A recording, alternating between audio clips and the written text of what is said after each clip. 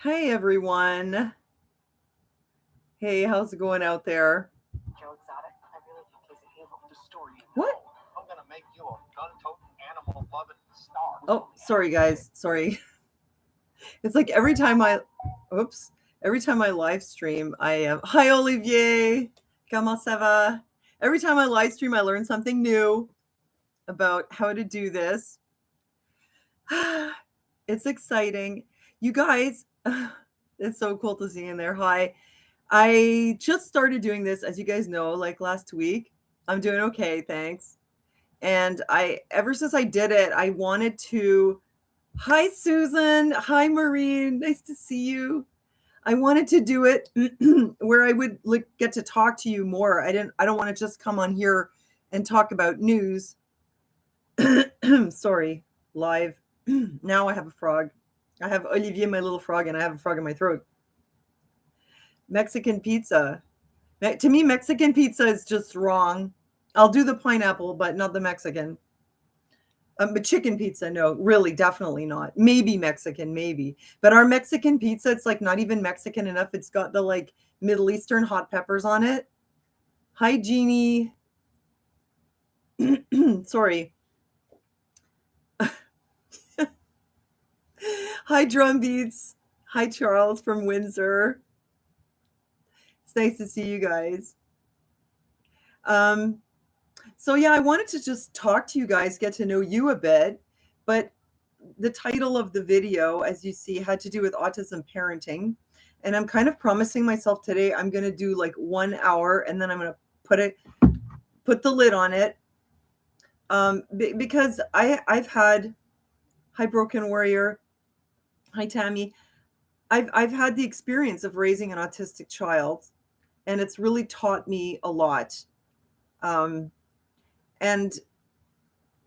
actually, I'm also on the autism spectrum, but I didn't know, and neither did my parents, of course, when I was young. So the approach that they took was a lot different than the approach that I took with my son. And in a lot of ways, what I did with my son was pretty much the opposite of what everyone was telling me to do. I'm not everyone. There were some people out there who advocated for the approach that I ended up taking, but I had done all the other things and it seemed like everything was just backfiring. So in the end, I took a very radical approach, actually. And I told you guys on YouTube, and if you go and you look back in my, no, Olivia, I don't think so. I don't think so. But if you look in my autism playlist, you're going to see our whole journey and what we went through. You're going to see that when he was small, he was very adorable, very funny, but also very unruly. And then in the school years, it was like things just blew up. I thought he was okay. I was like, yeah, he's hyper and he's kind of, but I didn't think he was autistic. And I used to say to Aaron, hi, Ducklem. You are too, Jeannie. Okay, cool. Well, I'm glad you're here. I used to say to Aaron, he can't be autistic. Look at him. He's so happy. Like, that's how little I knew about autism. Crazy, eh? With me being on the spectrum myself, I had so many misconceptions about what autism was that I kind of thought it was impossible to be autistic and also be happy and happy-go-lucky and funny. I thought he would be like really like disturbed and miserable or have no sense of humor or something like that. So I actually said many times, oh, come on, Aaron, he can't be autistic. He's so happy. So it goes to show I had no idea. So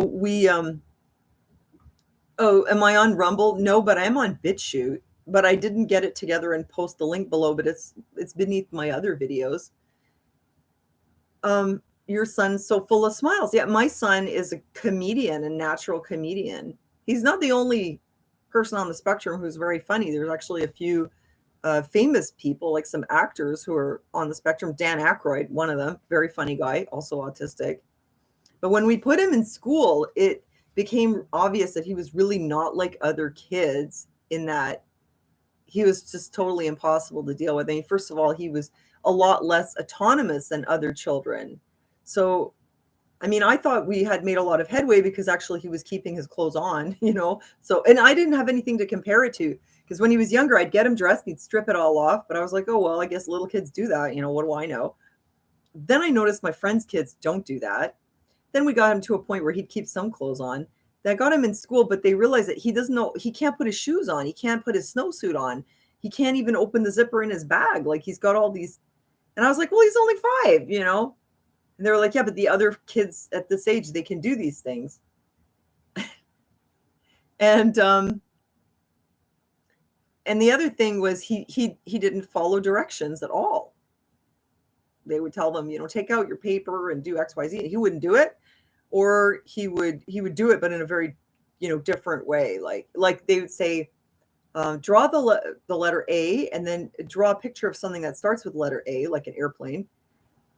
Avion in French, but he would maybe draw the letter A, but like write the letter A, but all the way around the edge of the page, and it had to be completely perfect. And you couldn't get him on it. And then once he was on it, you couldn't get him off it, like stuff like that. But it was really like you couldn't get him off it. It got to the point where it was super disruptive. You couldn't get him on it. You couldn't get him off it. It was just like having a person like that in the class, it is extremely disruptive for the teacher because they're trying to teach a whole group. And then you've got one that is just not following directions, is, doing really inappropriate things like constantly leaving the class, running out of the class. So they started to say, well, there's some things, first they were like, well, we're going to have to work on autonomy a bit because he needs to know how to dress himself. And I was like, okay, but then there was no progress. Eventually they were like, something's not right. And that first school was pretty cool, but things were getting really tough at home. We ended up we took him to get evaluated for autism, and he was so uncooperative that even the autism psychologist couldn't get him to do the testing. I probably told you a story before, but like she told us we could leave the room for a while, and we went downstairs to have a coffee, and we were like, wow, we get to have coffee alone, because we were never alone. And in that time, he like ran down the stairwell. It ended up being a horrible scene. She called us on the phone, and we came there, and he was being held down by 4 people on a coffee table. Like it was bad. And it was like that all the time. And summer camps, oh my God, the counselors were having heart attacks because he would run, he would bolt, but it wasn't funny. It was dangerous. It was like, okay, I'm looking at your comments. I see that. He would bolt down the street, but he would like do things like climb on top of a parking garage where it was like, 2 stories high and there's no border. And like one time he did this and he could have just fallen off. Like it was, they're dealing with a 6-year-old now that it's just running down the street. And the camp called me and said they're crying. They cannot deal with this child. He's totally unruly. Nothing works. And they asked me, hi, Arlene. My son too. He's stage 2. What stage 2? No, what they call it? Level 2. And they said the counselors are in tears, and they asked me to shadow him. And for the next few years, I had to pay a shadow, like $500 a week to go to day camp with him. I mean, he was extremely unruly, and yet, cute, funny, But yeah, like a lot of difficulty with that. And we had a lot of difficulty with schools, which I won't recap everything, but he basically got kicked out every year. And then I finally homeschooled him. Building castles, you too? Oh, you just moved to Alberta. Oh, so you're not here anymore. I won't meet you, unfortunately. I can meet you on here though. So you guys, you've been there with me through this journey, and a lot of you know that I went through really difficult struggles. And there was this one video that I posted where I said it was really like I was at the point where either I was going to put him into like a therapeutic school, like an institutional school. Like I could not do this anymore with the schools and all this chaos. I was either going to have to find a place where he would maybe sleep during the week, or I don't know, something like that. Or it was going to be like really institutional day school. Or I was going to take him out of school completely and just like let him run wild, seriously. And by the way, my parents also apparently when I was 7, they were advised to institutionalize me. And my mother told me that his words, he was a psychoanalyst and a brain surgeon. So he was like a neurologist too. He said, she must be locked up and never let out. Actually said that to my parents when I was 7. I'm really glad that they didn't do that. My mother said I couldn't do it, is what she said. So goes to show though that if you have a child who's 7 who seems like they're totally in their own world and they're totally unruly, it doesn't mean that they're going to be the same way when they're an adult and that they won't live a full life and do all kinds of cool things. Arlene, you have a son and a daughter with autism? Okay. Yeah. So you guys see me now? Do I look like I should have been in an institution starting at the age 7? Do you know what that would have done to me? It would have destroyed me. You take children like the child that I was, that, yeah, we're autistic, but obviously still intelligent and talented and, having also good qualities. It's not like we're just garbage. And then take somebody like me as a child, put me in an institution, see what happens. You think it's going to get better? You end up with people like rocking and devolving, regressing. Like it's the worst thing you can do. But this was in the 70s. This is what they did. If you had a child who was like I was, you would be advised to put them away and just, go and visit now and then. And that's one of the reasons why when people say, well, there are no autistic kids in my class. No, because they were in the institutions. That's what they did back then. And then there was a deinstitutionalization movement. And at the time, I would not have even been diagnosed autistic because I was verbal. So they did have me assessed later, but they were like, we're not really sure what's wrong with her. But I had seen the report, and a lot of the things on there were like obsessive interest, impaired social judgment, emotionally labile, stuff like that. So the signs were there, but at the time they didn't have this criteria that included people like me. So when people say, okay, Charles, I saw your question. I did do a video where I sort of talked about that, but it's become like kind of taboo on YouTube. For me, I know it's not. I had a very granola mom, and I don't think it had anything to do with anything like that. For me or for my son, I believe that it's just neurological difference. Like if you have a child that's gifted, you try to figure out what did you do that made them gifted? Did you feed them the wrong thing, or did you feed them the right thing, or did you give them antibiotics? Did that make them gifted? Because gifted and high functioning autism, and even some people with nonverbal autism, the line between gifted and autistic is pretty thin sometimes. So gifted people have they have impairments too. Like not all of them, but gifted people, if you go in like a parenting group for parents of gifted children, you'll find that they have some of the same issues that we deal with our autistic children, like emotional ups and downs. They're socially awkward, they're obsessive with their interests. But with the giftedness, those things are less, and you see the giftedness in the forefront. With the autism, you see the disability in the forefront, and the giftedness is behind it, And sometimes with the kids that are really high functioning, you kind of see some of both, and it's hard to believe that they really actually have a disability, but they do. But if you look at some famous autistic people like Temple Grandin, I mean, she's unusual, but she's also like a kind of genius, right? But even people who they don't have some kind of extraordinary gift like that, but they will tend to have some area where they're unusually, inclined or doing, some sort of gift, right? So, okay, GTO Mama, my son is gifted but not autistic, yet he is obsessive and a perfectionist. See, those are some traits that autistic people can also have.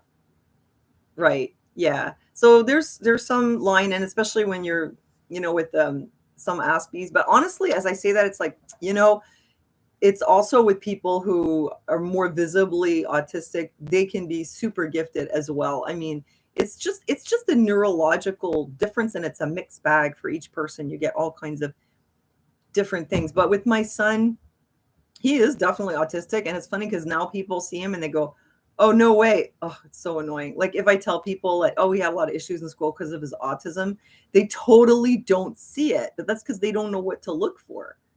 You know? It's like if they okay, I'm looking at your comment. I'm just me, you just be you. Um, yeah, it's like if somebody says, my son is dyslexic, and they said, well, he doesn't look dyslexic. It's seriously like that. You may not see anything obvious, especially if you don't know what to look for, you know? But so despite the fact that he's actually quite calm now, and he gets along well, and he's with people more or less, and he's funny, and you really don't see anything there, but he is totally autistic. We still have like all these meetings with the school because he still struggles and he still doesn't have the autonomy. One of the things, and I'm seeing your questions, I'm going to answer them. Do you have or ever have stims? Are you kidding me? It's like that's all I do. I stim all day. I'm a chronic stimmer, of course. But like one of the things that's these are communication problems that are interpreted as behavior problems. For example, you know, when he gets in, like he needs to have somebody there to kind of direct him to where he's supposed to go. If there's not somebody there that goes, okay, you're going to take this and you're going to go there, he'll apparently he'll just sort of like be going around in circles in the library, and like I'm not sure what I'm supposed to be doing. So he needs that redirection. He needs it with me too, like with whatever we're doing.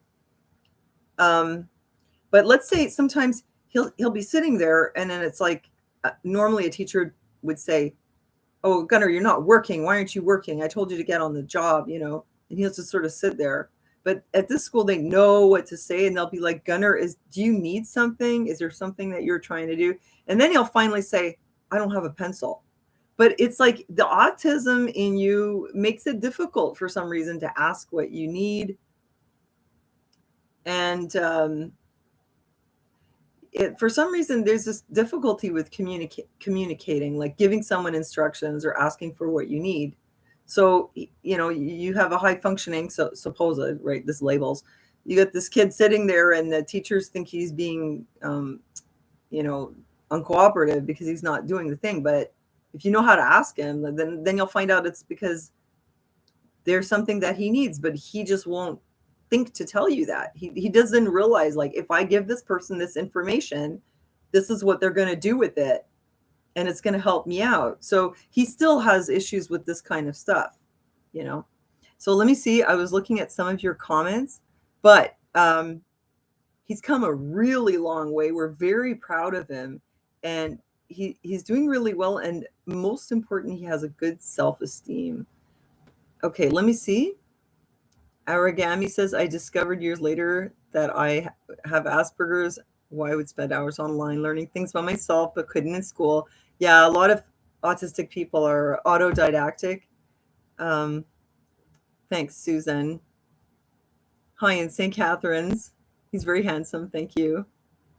Can be subtle for some, obvious for others. Yeah, I mean, it just depends. Sometimes people will be, you know, the funny thing is that people who are neurotypical, when they're meeting autistic people or they're dealing with this, sometimes they'll pick up that something is off because of the way we use like eye contact or the way we talk or the way we move. They'll pick it up, but they won't pick it up as this person has a disability. They certainly won't know it's autism, but they just pick up that something is off, and it just puts them off. Like they just feel like there's something, like for them it's like a red flag. That's the unfortunate thing, is that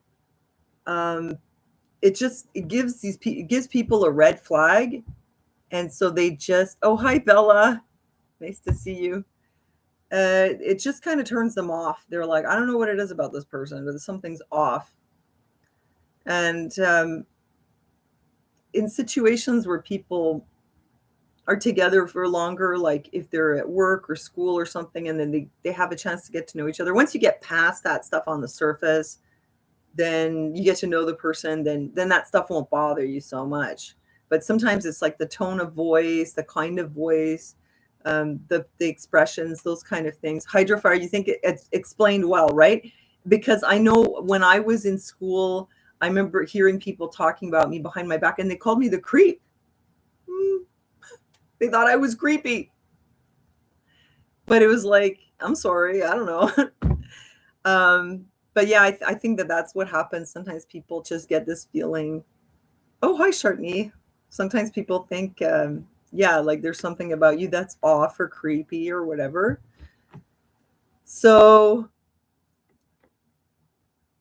I wanted to tell you a bit about what I ended up doing with my son. I took the radical approach. I'm just going to look at a bit more of your comments here. It's like I'm scrolling back up a bit. Okay, you said I have two boys, 16 and 14, both autistic, both have epilepsy. The epilepsy came out of nowhere 3 years ago with puberty. I'm really sorry to hear that because my dad had seizures, and I know that's really like that's a problem that can definitely impair you, and you he couldn't drive once he started having seizures, and he had side effects from his medication too. For my dad, they said it was from getting shrapnel in his brain he got shrapnel in his eye during World War II, and it went into his brain, apparently. But yeah, he had seizures too. And to me, I mean, I'm grateful that my son doesn't have seizures, honestly, because that's a pretty serious problem. And I hope you find something that works for you. Did small changes in routine upset him? Are you kidding me? One day, okay, we came home and the landlord had decided they were going to paint the hallway, and the hallway looked horrible, right? It looked really like 80s or 90s, and they were beautifying the hallway, and my son had a complete fit. I'm going to look around for a second to see if you can see any damage. Maybe not. That door has had a lot of trauma, let's put it that way. My son completely freaked out that they were changing the color of the hallway. That's not what people usually do. Teenagers don't do that. I mean, he was about 13. But yeah, like a change in routine. Every time they have breaks at school, he's really glad to be going on vacation. But, and it totally screws him up. The routine change from break to, like, he came back from Christmas break. It was like a month-long break. And he missed a lot of school after that. He never really fully got in the swing of things again. And then there was like, it was starting to get better. I think then there was March break, and then it was getting a bit better, but then there was a time change, and like all this stuff. It's like IEP meeting time change again. We're back to this, Okay, well, I'm glad you guys are doing well. I'm just me. Glad to hear you guys are doing okay.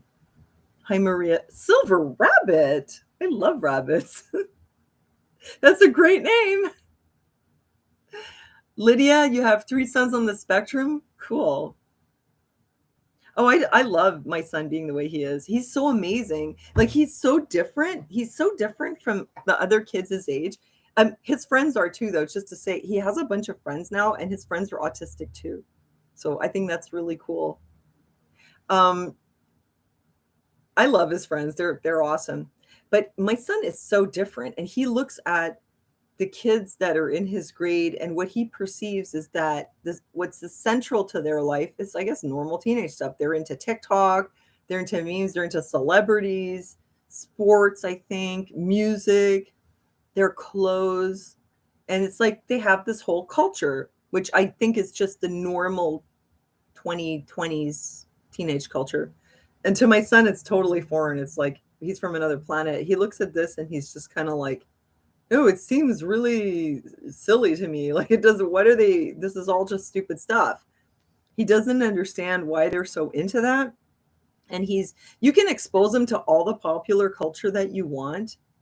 You can let him watch any movie, or, I mean, this is with my son. I'm not saying it's with everyone's, but with my son, he can listen to any kind of music or see any movie or watch memes on YouTube or whatever. And it doesn't change him because he has some very intense interests, and he's just true to those. So, and they're unusual. I mean, in a way, like World War I and World War II, he's a total expert. He knows everything about war, weapons, tanks, planes, all this stuff. And he really understands like the politics of what happened in that time, and even before and after. Even now, like, he knows a lot about current events and war related stuff that I don't understand so well.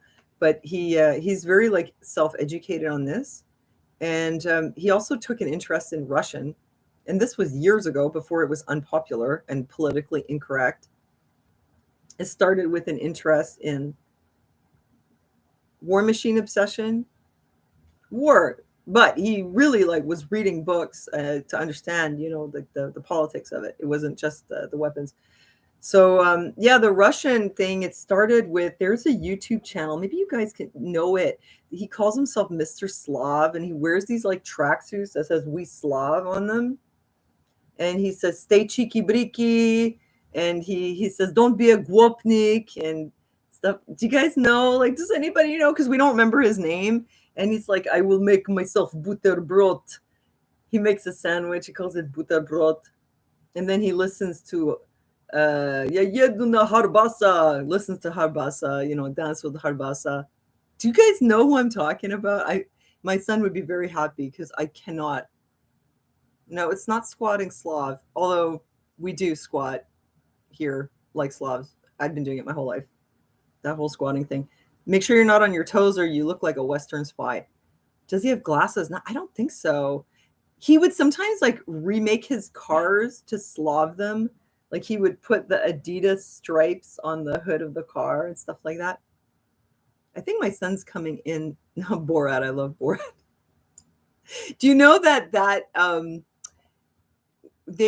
what he was filming, it was supposed to be in Kazakhstan. It was actually like in a gypsy village in Romania, and the government of Kazakhstan hates Borat.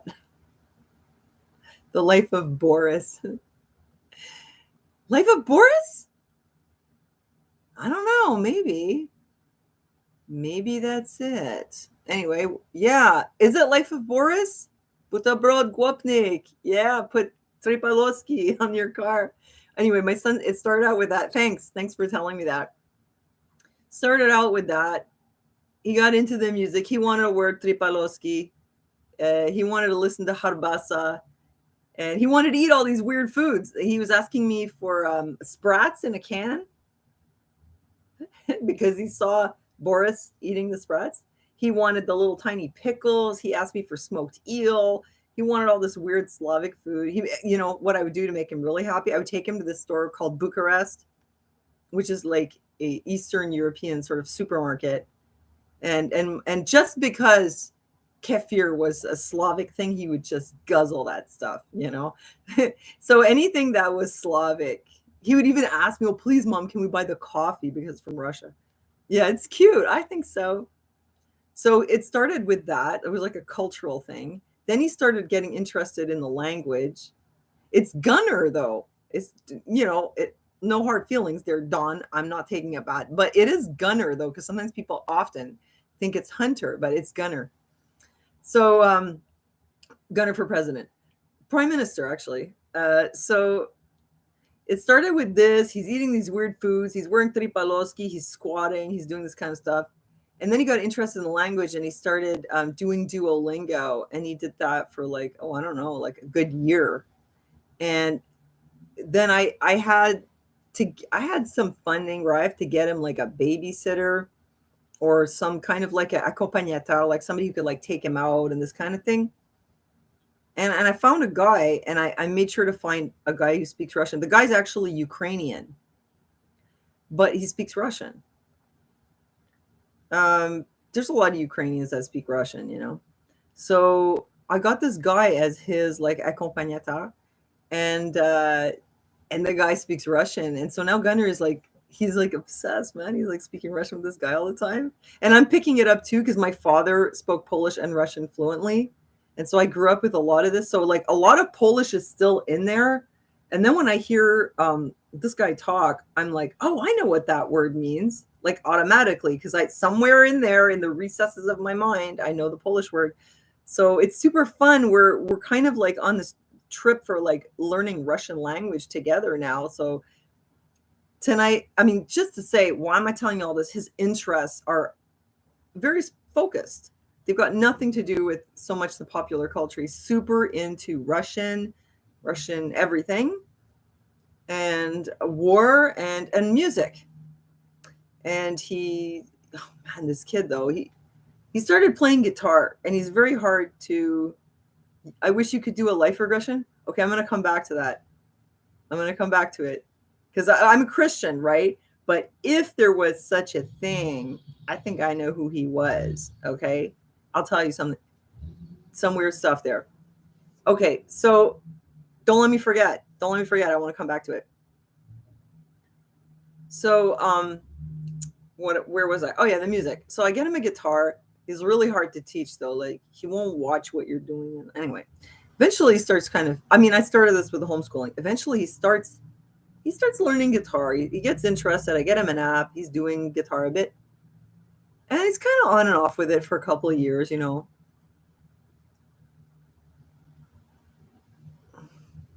So your mom won't help with your 4-year-old. My mom wouldn't help either. I was alone from day one. I was alone when I was pregnant. I was alone when I gave birth. I mean, Aaron was around sort of, but he's disabled, right? He couldn't like do all the baby stuff that people do, you know, can like handle a baby. My parents were never there. My mother could not deal with him. But even when he was small, they were kind of boycotting me though, because they didn't approve that I had a baby with Aaron. So they were sanctioning me, actually canceling me sort of. They wouldn't come over. So I had my newborn and I had nobody to help, and it was pretty stressful. And then when he was little, and then yes, he was autistic, but no, I also, so I know what you're saying. Like I hear you. It does get easier as they get older. So the music, so he goes back to school this year, and they give him an electric guitar to play. And he came home and he said, "Okay, good night, Lydia." He said, "I've never felt such joy in my life." So I got him an electric guitar. I figured I better do it before like there's shortages and it gets harder, that gets really expensive or something. So I got him one. It wasn't that expensive, and I got him a little amp. He started playing this guitar within like such a short time. He was playing what's that song? Wait, I need it. Hold a second. I can't remember the name of the song now. Okay, it's Rage Against the Machine. F you, I won't do what you tell me. You know, what's that song called? It's Rage Against the Machine. What? Anyway, somebody help me out here. He was playing that, and he was playing Iron Man. Like he was playing some heavy duty songs. Help me out, you guys. What's the name of that song? I can't remember. Anyway. No, it's not In the Name of Love. That's like a U2 song. Killing in the Name of. That's the one. He started rocking that stuff, man. Just like, you know, where did you learn to do this? He's just playing the guitar. I come in the living room, I'm like, gotta do some of that Jimi Hendrix thing for me because I want to see him go, you know, just go crazy, you know, beating it out on the guitar. And it's like, where did you learn to do, you know, how did this happen? So he started playing the electric guitar, and he's always on and off with these things, which is normal. So, and I don't bug him. I don't go, hey, you haven't practiced your guitar, because I understand his process is he kind of binges and then he just kind of like retreats, binge, retreat, binge, retreat. So, you know, when he's into it, he's really into it. And then sometimes he won't touch it for months. And then he got hold of a balalaika. This was just last week. My brother had one. He had my dad's old balalaika. Russian instruments, triangle. My son came home, and like within like one day, he's playing this song. He's playing the balalaika so well. So then, you know, I played the piano to accompany him, and we got Aaron on the drum thumping away, like totally losing the beat. Boom, boom, boom, boom, boom, boom, boom. And we had a lot of fun. And you know, that's how he is. So he's got his own ideas, his own interests, and he doesn't really care that much about what other people think or what they're into. And I find it's really cool to watch him developing, because, okay, so I wanted to tell you about what I did, what really worked. But I just facilitated. At the point where I took him out of school, I realized that, you know what he really needs, because with autistic children, all the experts will tell you routine, routine, routine, discipline, discipline, discipline, rewards and privileges and punishments. And you guys lived that during the pandemic, right? How did you like it? How did you like living like that? Where everything's always being like hang over your head. Well, if you guys don't do this and you're going to lose that, we're going to take this away now. Did you like it? Did it make you feel good? Is that an environment where you thrive? I don't think so. So and my mother was like that with me. I mean, she didn't have charts and stuff like that, but you definitely knew when you didn't please her. And most of the time she wasn't pleased with me. And I had a lot of tasks and I was, I guess, slow, and she took it personally, everything. So anyway, I had extremely strict parents. My parents were from the old country and they were kind of old. My father was born in 1921 in Poland when they still had horse carriages, droshkes in the street. So my parents were old school, extremely strict. We didn't have cable. We didn't have video games. We didn't have a VCR. I wasn't allowed out. I wasn't allowed at parties. Everything was no. They were extremely strict. And it was also, old-fashioned discipline. My mother's department, not my father. My dad was just a sweetheart, Well, my mother was the disciplinarian in the house. But it didn't work. It didn't work for me. I can tell you, I had the strictest, and it wasn't what I needed. So I decided, were my parents religious? No. I mean, they raised us as Jewish, but I'll be honest with you, I think my father was an atheist, basically. And my mother was a Christian she was a convert from Christianity. So she was kind of like, she never really stopped being a Christian exactly, but she just became also a Jew. And like after, World War II, it was like, I guess it's also her way of giving that whole thing the finger. She married a Jew. But she was kind of an agnostic. Like she wasn't in an environment that nurtured her faith. But later, after my father passed away, she returned to her faith. And she returned to Jesus. But it wasn't but we weren't like religious. We weren't really accepted in the synagogue because my mother was a convert. So she was like a shiksa. Oh, you said you were brought up with respect, but yes, we all rebel. You know what? You rebel when you have something to rebel against. Even in this pandemic, we can see how it affected people. When there's nothing to rebel against, you don't rebel, right? When there's nothing to protest against, you don't protest. When you feel like your rights are respected, your needs are met, you don't rebel and protest. What for? But the penny dropped with me, and I knew, okay, my parents raised me with this very strict thing, and they didn't know I had a disability, so I was, there was more punishment and this kind of stuff. Give me just 1 second, okay? I just want to check something.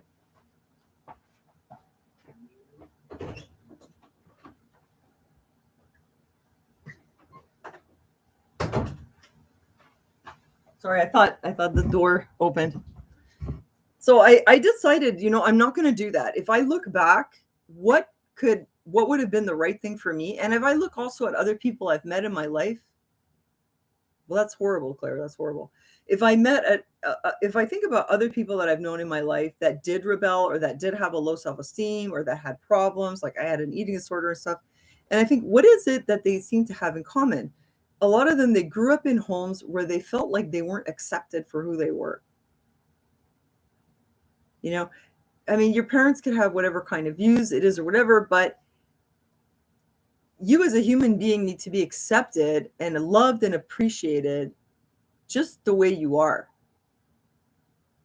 If you always feel like you're not good enough, it's gonna hit your self-esteem.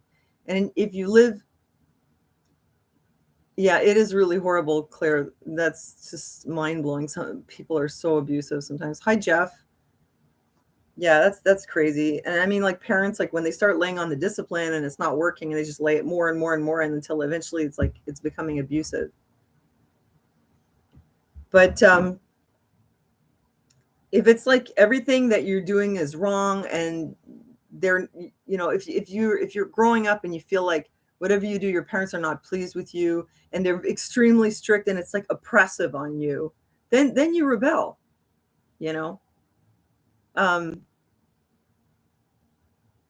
Just looking at the comments for a second. You need to be accepted for who you are and what you are. You need to, any child, any person growing up needs to feel that they're in an environment where they're accepted. Like every single one of you, every single person who's watching this, every single person who's in the chat, every single person wants to be accepted and loved and appreciated as for who they are. And teenagers get into this trap where they start trying to be someone else to fit in, because there's a gap in their self-esteem, and they're not solid with themselves, you know. And so they're going to try to do that with their friends, but that starts in the home, where you feel like you're not really okay the way you are. You're always wrong. I mean, I'm not saying like let them do things that are dangerous or whatever and don't give them some guidance and advice, but this idea of this hard line discipline, it's not even discipline at that point. It's just like a dominance. And like I said, we experienced this in the pandemic. That Joanna says that this is why I raised my daughter to just love herself. Exactly. The best way you can raise your children to love and respect themselves is for you to love and respect them. You know, we forget the respect part in the equation, and we talk about personal space and consent and stuff like that, but you need to just respect them in a lot of ways and let them just be themselves, you know? So I decided this is what I was going to do with my son. And with him being autistic, a lot of the stuff that he did was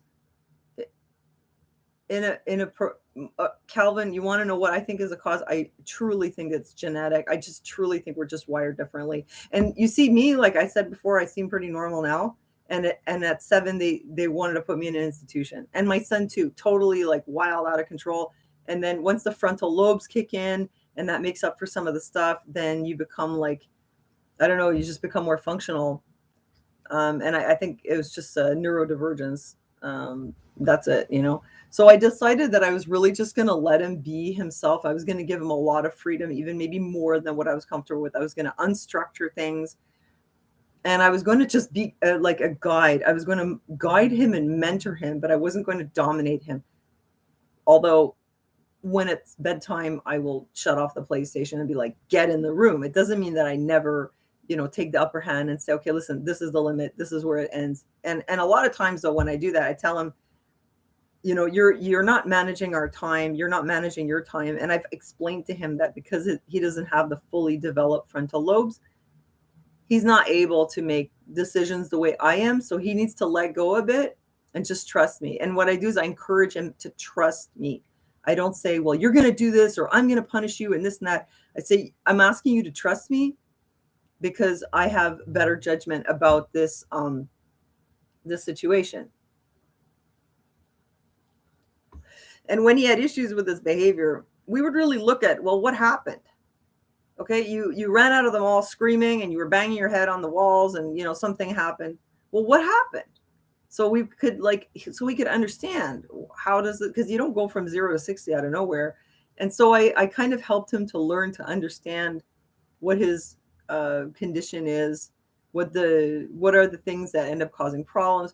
And some of them, like sensory issues, that was much easier to teach him how to handle.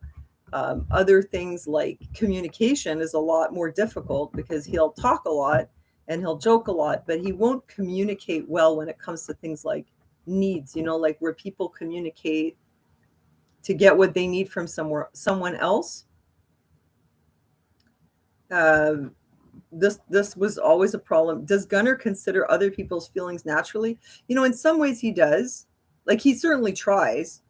Like he would, I remember when he was really young, I said, you know, I'll buy you a slushie. And he took that slushie and he said, I'm going to give it to daddy.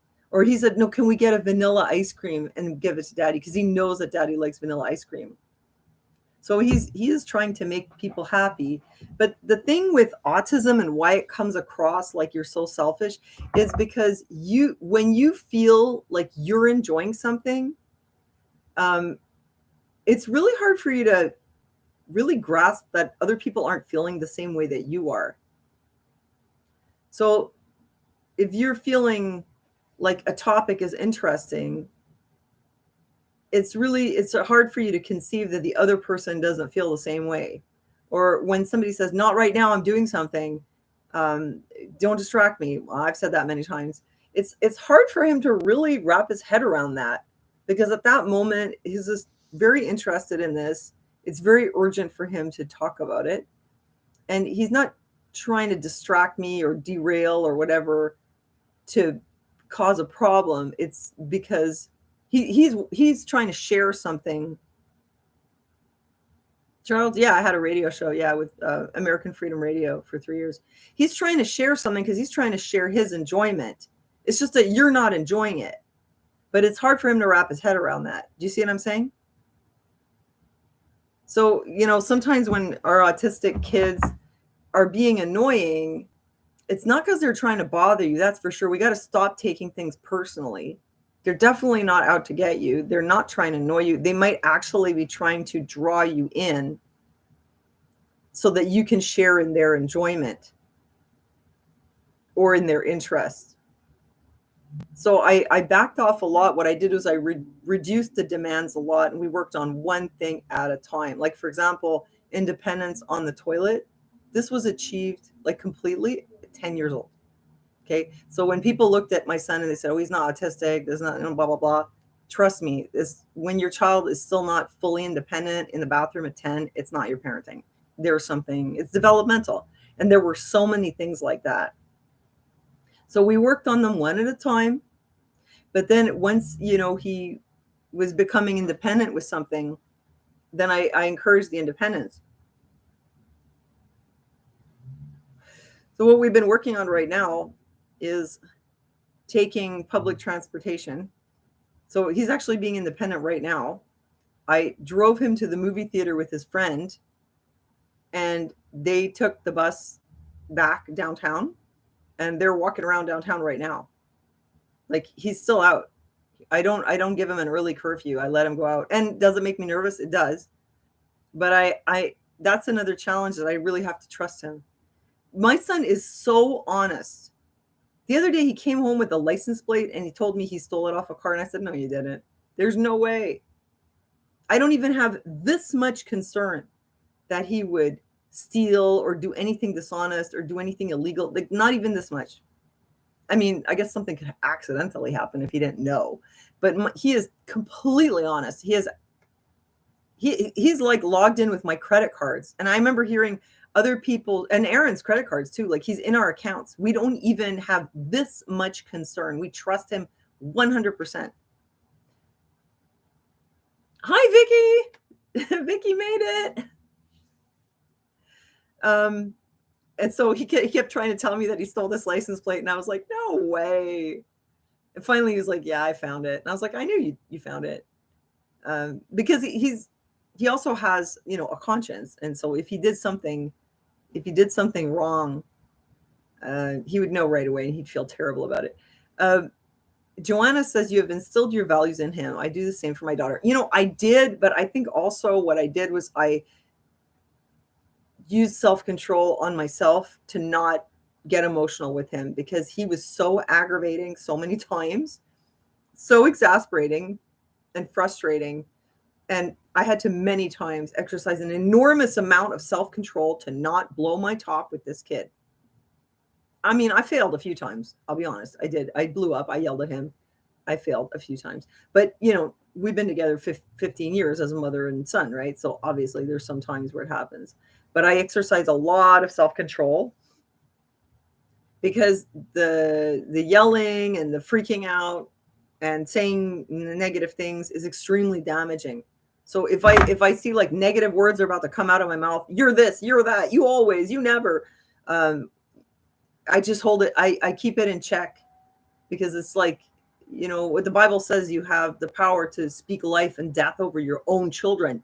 You have the power to speak life on your children, to bless them and to curse them. So when you speak to your children in this way, and you tell them that there are bad things, and you express that they are this, they're that, they will never, they will always, you tell them bad things will happen to you, and you have these bad things inside you, you are cursing your children. So you need to get that in check. because what you're doing is like, you're putting all this negativity in there from you, right? And this is never going to turn the situation around. No amount of hostility and negativity from your end is going to turn your children around and make them blossom. You want your children to blossom. What do you do when you have plants and you want your plants to blossom? Do you go out there and stomp on your plants? How come you're not growing? Come on, let's go. You fertilize, you nurture, you even talk lovingly to your plants. You play music, you give them love, and you nurture them, right? That's what makes them grow. And it's the same thing with your children. If you nurture, if you support, if you mentor, if you fill them up with good things, they will blossom. Their self-esteem will be intact, first of all, because there's nothing more damaging to kids than to have their self-esteem crushed. And it doesn't happen from one or two incidents, though. I mean, because we all blow up sometimes, but chronic negativity will destroy your relationship and will destroy their self-esteem. You're not putting good fertilizer on there. What do I mean by cursing? Well, I mean, I believe that as a parent, what you speak over your child will literally have an effect on how they develop. I mean, there might be some people out there where the more negativity you throw at them, the more hostility the parents throw at them, where they're like, well, I'm just going to overcome this. But and they might have a strong character, but they're going to have a lot of issues. So you want to give them a lot of support, a lot of understanding, and also trust. Because like my son's outside right now. I hope he's going to not do anything stupid, but I have to give him that trust, because that trust teaches him also to trust himself. Like if we're parents and we're always like, oh, no, I'm not going to let you off this short leash. Like I've seen mothers of and listen, you all have your own kids and you know what the limits are of what you can do. I get it. I mean, there's some kids where you really have to watch them. And with my son, when he was younger, I had to a lot more.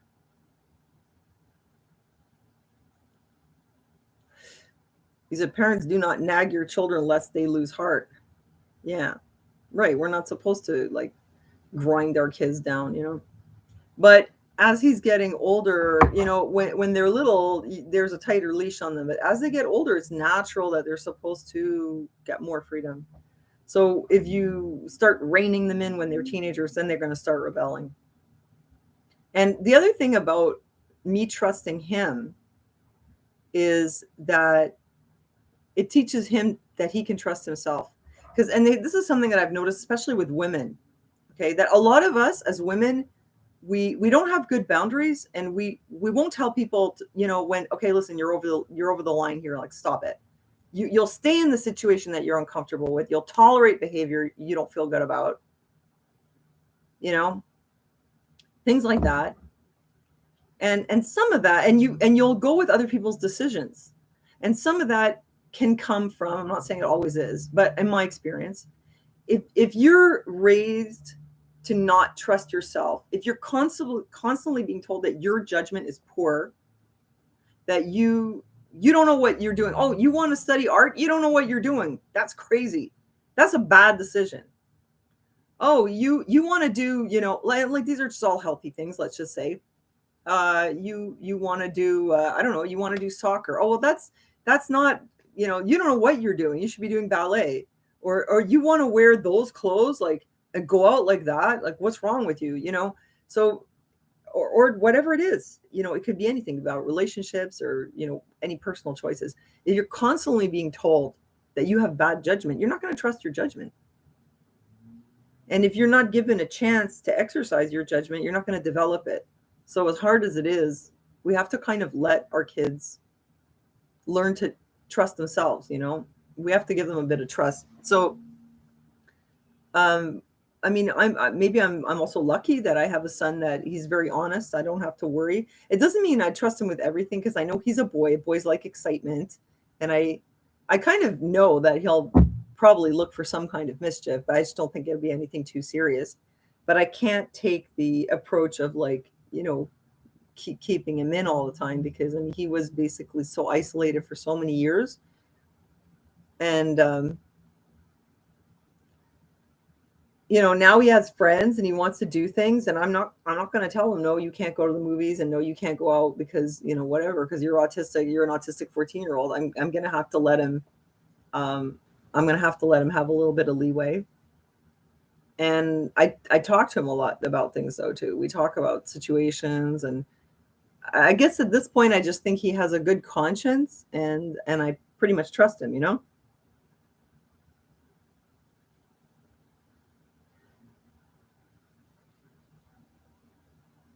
Thanks for your comment, Trish. But when he was younger, when everyone was telling me to really heap on the discipline and the strictness, and he wasn't responding to it. So if you're trying to come out with more discipline and more structure and more strictness, and you're trying to basically create an institution-like environment in your own home by yourself, guess what? You're going to burn out. What happens when you're burnt out? You're going to lash out.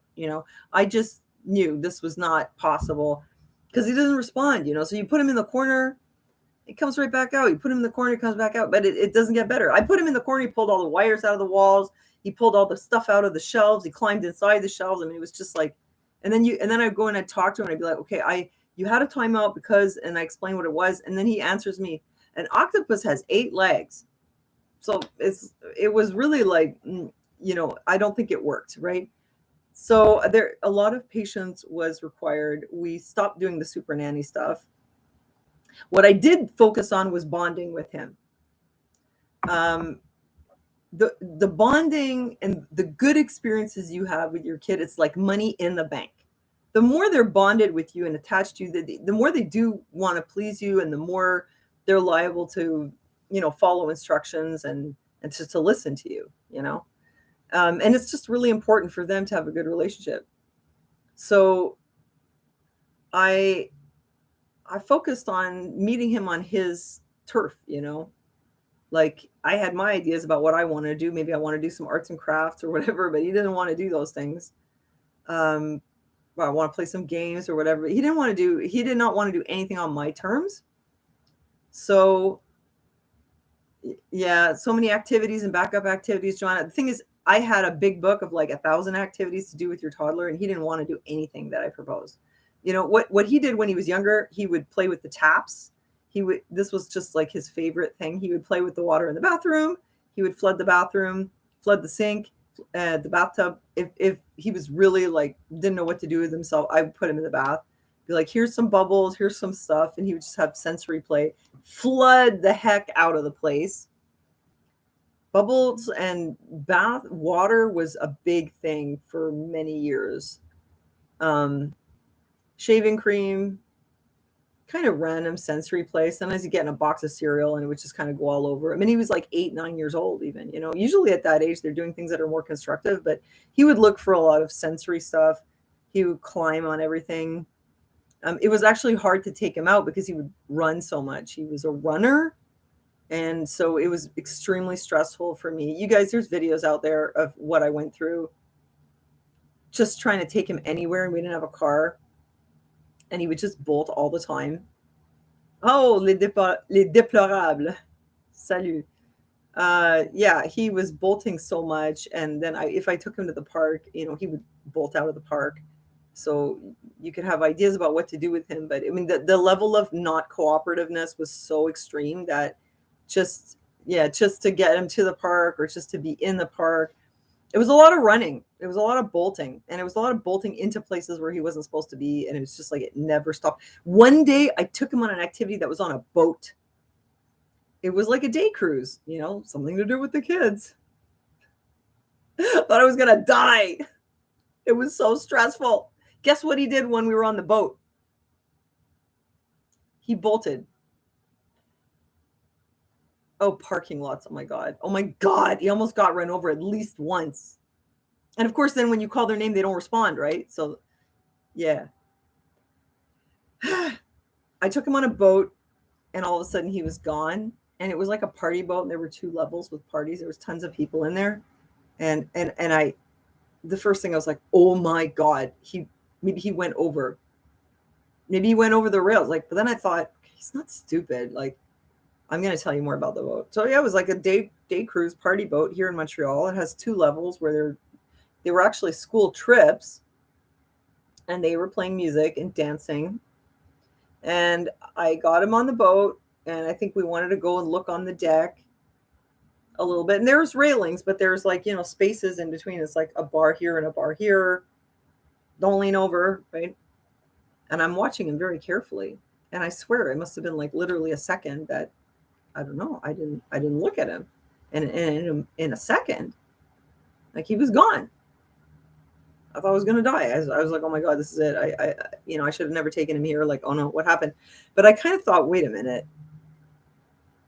I don't think he would have gone over the side of the boat. Let's not panic. Like, he's probably still in the boat. So I started going down, and I seen all these people dancing. And you know what it's like? You get that sick feeling. It's like everything just drops. And you're just like, oh my God. Like the room is spinning. You're like, it's slow motion. It's horrible. I go down to the second one, and I found him. He wasn't hiding. He heard the music, and he just like, we went up the stairs and came out on the thing. And then he just turned around. He went right back down the stairs. And this was at a time when he loved water.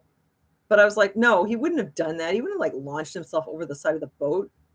That can't be, but I was really scared. But we came up the stairs, and then he just split from me and went back down the other way and just like ran down the stairs and ran into the lower decks. And he went into the lowest one. So I had to go through 2 levels of the boat. And then okay, bye, Vicky. Thanks for being here. Good seeing you. Anyway, it's just to say, like, taking him on outings was very, very stressful. So there were a lot of years where we really didn't do too much. I used to take him to the library. That was stressful too.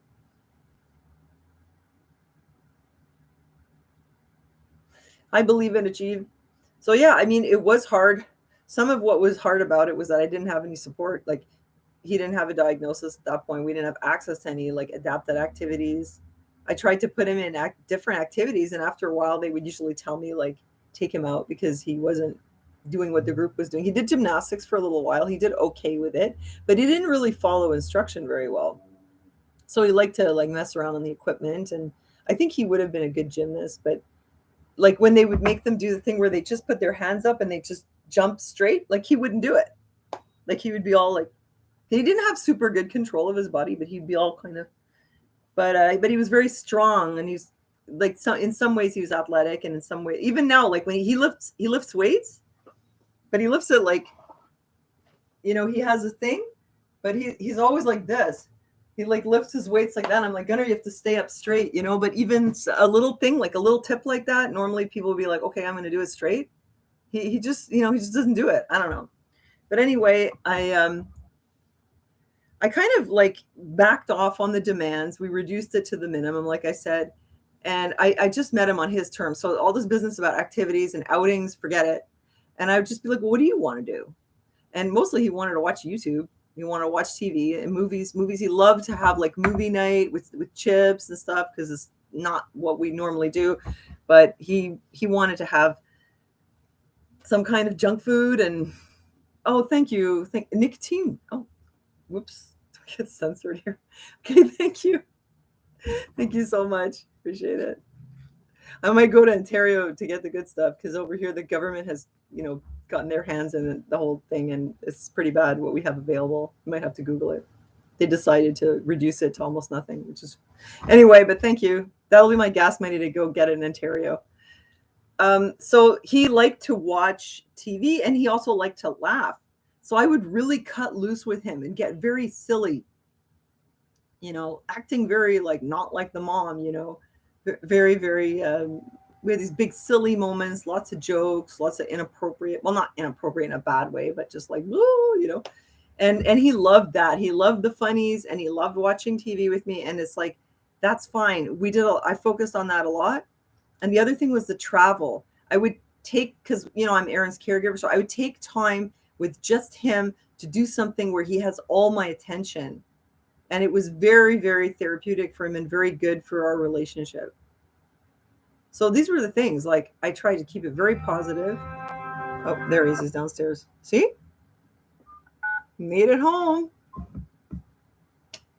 He did it. It's like dark. It's like almost 10:30 at night. Yeah.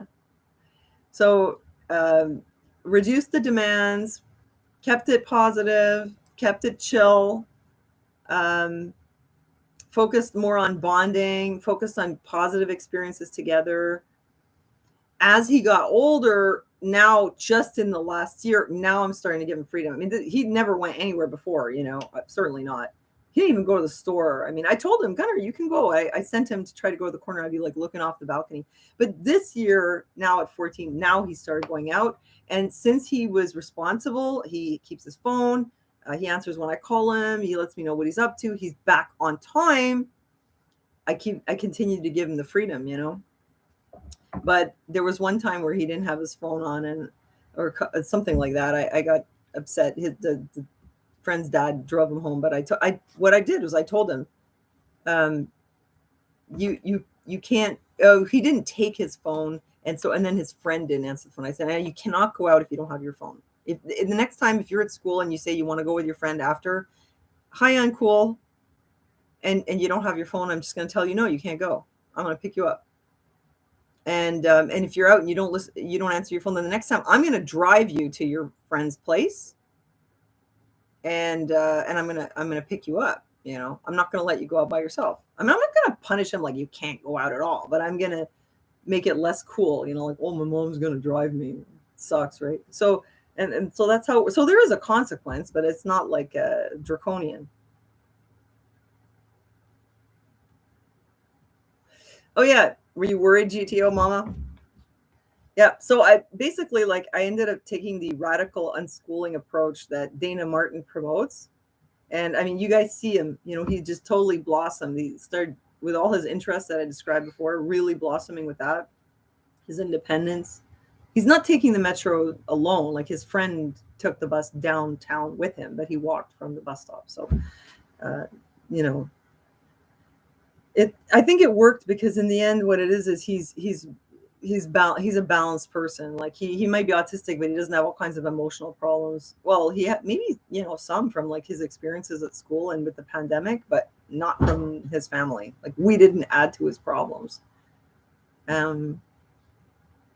and it was worth it. I think, I mean, if I could have changed something about when I was young, I wished my parents had understood me and how I was, and that if I got up in the morning, the first thing I did was play piano, and I played piano all day. Instead of being like, oh, she's supposed to be doing the vacuuming, that why don't you just be like, oh, she plays the piano a lot. I know it's not ideal, but the cleaning will come later. Like my son never did anything to help. Okay, all this time. Now he's got his accompagnateur, this Ukrainian guy, and he looks up to this guy. Man, when that guy comes over, my son is cleaning. He cleans everything. So it wasn't that he's being, what do you call it? Oppositional. He just was lacking motivation, because autistic people, when they don't have the internal motivation to do something, it's very hard for them to gear themselves up to do it. It's very taxing, and you probably won't do the job well at all. It's just torture, So he wouldn't do it. But now that he has this person coming over, when the guy's coming over, he cleans everything, because we don't want the place to be a mess, So you see, it's happening anyway, Now he's cleaning. In 1 hour, we can, get the place cleaned up. We just sweep and vacuum and make sure things look okay. I do the rabbit cages and he does the vacuuming. So, I'm saying problem solved. So I think, there's other ways to deal with it than to take this punitive approach, and it's not a good thing to do, because you're loading a lot of negativity on your kids. So I mean, basically that's what I did. I took him out of school. I homeschooled him for 3 years with the unschooling, but radical unschooling. I mean, he wouldn't wear shoes, so he was 10 years old and he was walking around barefoot outside, and his hair was like a big mess, And I mean, there were some years, but you see him now, he's not like that anymore. Wait, maybe I can get him to come say hi. You guys want to say hi? I know you do.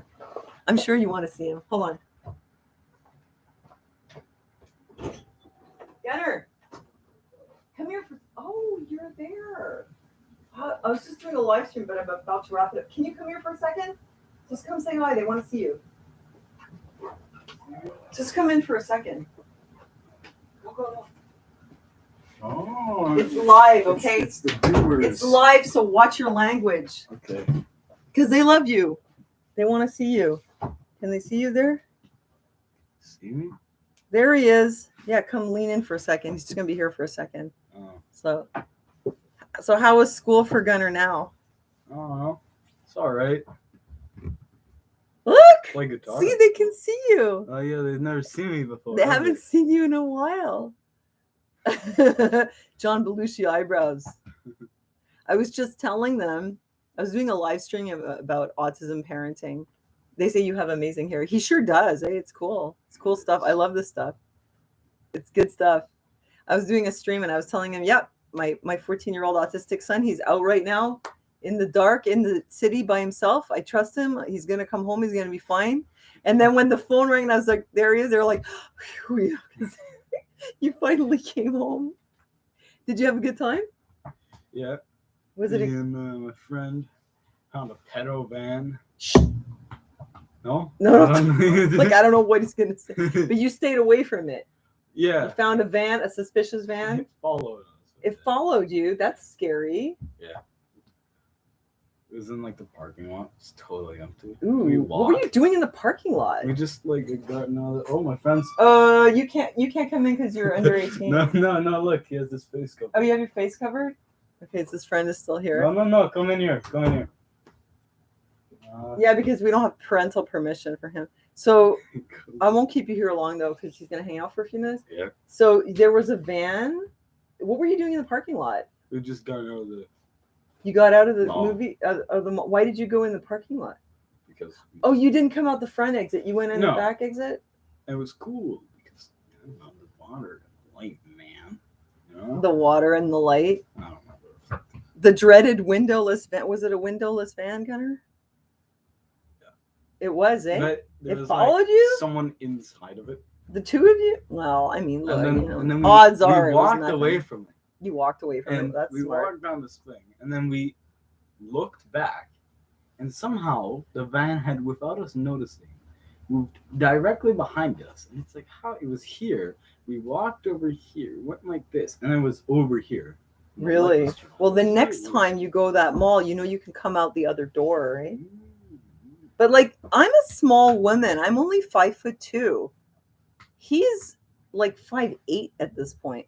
So I kind of figure, I mean, if I don't need to be scared, then he probably shouldn't be scared, And you guys were two of you, but that was good that you moved away from it and that you're aware. That's good. Yeah. Oh, they want to hear some Russian. What did you learn? Oh, give me something. I don't know. Give me some words. Try talk to me in Russian. So the van was like right behind you? I find it kind of weird, like with the two of you there. Maybe they thought you were girls with your hair, and then they saw and they're like, "Oh, those are some ugly girls. Like, we're out of here." And they see, it's like, what kind of girls are those? Hi, marijuana community. Oh yes, the marijuana community. They're disappointed. Yeah, they see them from behind because his friend has long hair too. And then when they see them from the front, they're like, "No, those are a couple of dudes, man." No, you don't get misgendered so much anymore. Does he look like a girl? Turn around so we can see your. We can only see your jacket and turn around. This doesn't look like a girl to me. Looks like a rocker dude. Oh yeah, I was telling them about how you've been playing the balalaika. Oh yeah, do they want to see it? Do you guys want to see the balalaika? I swore I would only be here for like 1 hour. How do you say "I love chocolate"? Do you know how to say chocolate in Russian? I'm not sure. You don't know? I could say it. I could. But you don't say "я люблю." You say "мне нравится," right? Yeah, we know Мне some. нравится. Мне нравится chocolate, chiki-briki. We could say. We know some other foods, maybe not chocolate so much. We didn't get to that yet. And then, go get your balalaika. Okay, but tell your buddy like we won't be long. Can you speak? Can he speak French? No, I can't. He can understand a little bit, even though he tried. Yeah, that's kind of scary about the van, but what can you do? Like he's grown up in the city. I am not going to keep him cooped up in this house, but he's with his friend anyway. What are they gonna do? Nothing happened in the end. Well, yeah, I speak French, but he doesn't so well. He had trouble learning French. Actually, they told us it was like an autism related thing, but I'm not going to say that about the Russians. He's doing okay with the Russian. Russian chocolate is amazing. Okay, let's do the balalaika. You should actually sit on this. Laden with gold. Yeah, look at this beautiful thing. Wait, it's got a reflection. There it is. Isn't that beautiful? Okay, wait. You should sit on this. Here, you sit on this thing, okay? Because it's fire so they can see your balalaika. Okay, come sit here. Sure, that's sturdy. Isn't it beautiful? It's like 100 years old, this thing. It was my dad's. Yeah, it's got like a and it Finnish was flag on it. It's got a Finnish flag and a Russian, a communist flag. Communist? When did the communist thing start? When did they officially become USSR? I don't know. The revolution was in, like, did it end in 1919? So it was back then. So if it was like 20s or 30s. Why don't you just take the jacket off? Aren't you hot? No. It's going to block you. Okay, I'll get out of the way a It little would be more bit. comfortable if I could sit on the chair, though. Yeah, but it's because then they can see it. It's just, like, hard to hold because it forms like a web here, so you can't, like, place it. We'll try, and if it really doesn't work, we'll switch. I won't break it.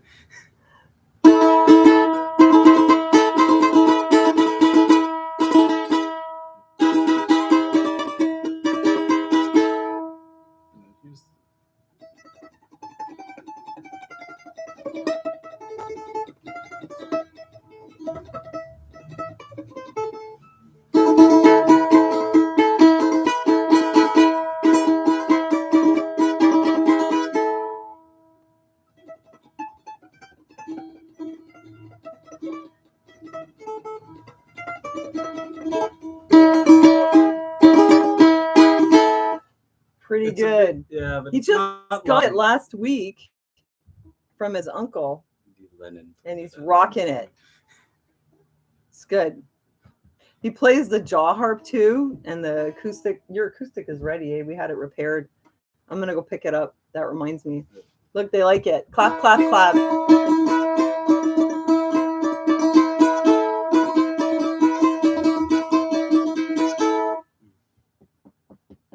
Yeah, Eastern European, and our Ukrainian friend, his accompagnateur was saying, Nacho Nacho Libre. He was saying you should go play it in the metro, and we're like, and then he's like, oh wait, but it's Russian, and I was like, oh, people aren't gonna know the difference, you know? Like, look at him, he looks Ukrainian. He got a Ukrainian grandmother. Just put out like a can, like for the money, put like the Ukrainian flag on it, Katusha. and like the Azov like stripe there, the black and red, and the like blue and yellow. Like you won't offend anybody. So they know that you're not actually Russian, yeah. Let me try doing it. Yeah, okay. It would sound much We'll better. switch. Your buddy's gonna feel like you abandoned him. Here we go. All right. See, they can't see it now. Are you gonna do that song? What's that song called? Katusha. Katusha. Whoops! I knew something was gonna happen. I got my mirror like propped up. Okay, go ahead. Hit it.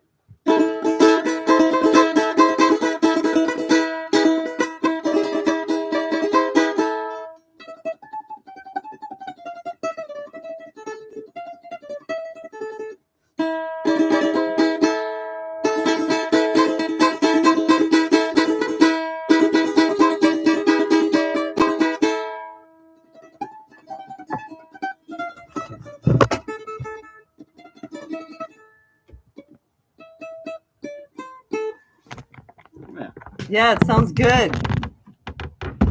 It's not bad. You can go see your buddy. I feel kind of bad that you left him out there. But... Yeah, he's gonna be sitting there twiddling his thumbs. Okay, you can say goodbye. All right. Bye. All right, there he is, the man of the hour.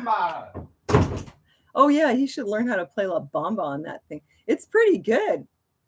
You know, I mean, he he didn't have any instruction really. And yeah, he's talented. I think he's really talented with these. I think he's talented with like these string instruments. Maybe I'll get him to play the electric guitar for you sometime. You know, I could post on Facebook a video of him playing. Well, he's shy like when I start recording. But yeah, I mean, I think he's pretty good. Anyway, like I was telling you before, I got a very hands-off approach. I don't tell him to practice. I don't get him a music teacher and put the pressure. Nothing. He does it when he wants. Because, you know, if somebody really loves something, they'll do a lot of it. You know what they say? Do what you love and the rest will come. I just encourage him to do what he loves to do. And I guess he likes to do a few things.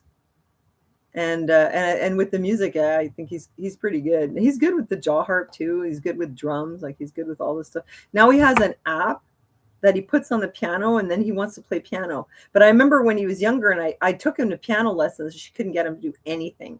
Like we tried 2 or 3 lessons, and it was like, forget it, because he just wouldn't. He does everything on his terms, so you just let him do it on his terms.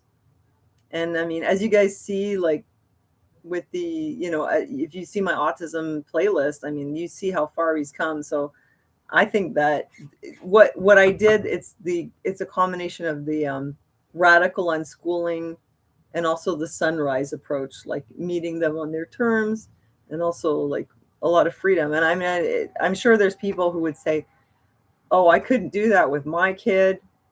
But I mean, he has quite a few autistic friends. I have autistic friends too. I'm also autistic. I personally think it's a good approach. I don't like the whole like tons of discipline kind of. No, I don't like to use the word discipline. This whole like ABA. I understand why people do that to make the behavior more manageable. But seriously, I see people doing ABA stuff with their kids in the supermarket. Hi, Mommy Cass. I see people, you know, bringing their autistic kids in a sensory uncomfortable environment where I personally wouldn't be able to handle it in there either. And I'm an adult, and I would be in there 10, 15 minutes and I'd be losing my mind. And their kids are bolting and lying on the floor, and they've got them with a backpack so they can hold them. And it's like, listen, just don't bring them in the supermarket if it's going to be like that. I mean, why are you torturing your kids? And this is therapy. You know, they get rewards if they stay in the supermarket, or they put things in the cart. Like, I understand what you're trying to do, but maybe they're not there yet. You know, maybe, I mean, the sensory stuff, like it's not something you can just turn on and off. It's not a discipline issue. I mean, he doesn't really like going into stores that much, but if we did, you know, if he was ready for it, and it's okay, well, now I do it. You tried it with your kids and quit. Hated. ABA is too harsh. I agree. I've heard that if you start it when they're very, very young, like between 2 and 4, it will literally wire the brain differently. And maybe there's some science to that, and that's something that the kid would benefit from if it's done well. And I don't know, because we didn't do ABA, but I really think like once the kid is older, and I mean, I know some people get some stuff out of ABA and all that, but with this kind of kid, especially when they're older, you just can't do that. He had a therapist. That's the thing. We finally got in. Okay, I said an hour, but I guess I'm not done talking, so I'm going to tell you a few more things. We finally got his turn for therapy with the Miriam Center. That actually had a lot to do also with the progress he made this year. It was unbelievable. We waited 7 years, and finally at 14, he got his turn. And the guy really didn't do that much. It seemed like it was not ABA. It was like a therapeutic relationship. I don't know what he did exactly, but Gunnar really benefited from it a lot. The relationship he had with his therapist, and the therapist is the one who's training him to use the public transport very slowly, step by step. And he got a lot out of that. But Gunnar did something like ABA when he was at the day school at the Jewish. And I mean, I guess it does work while they're there. It, you know, it manages their behavior, and they did do more maybe than they would have done. But I think there's like a rebound effect after, you know. Okay, so some of you were asking me about like supplements and things like that. And I don't believe that, you know, this is, I mean, look, it's the way his brain is wired. It's like the way my brain is wired.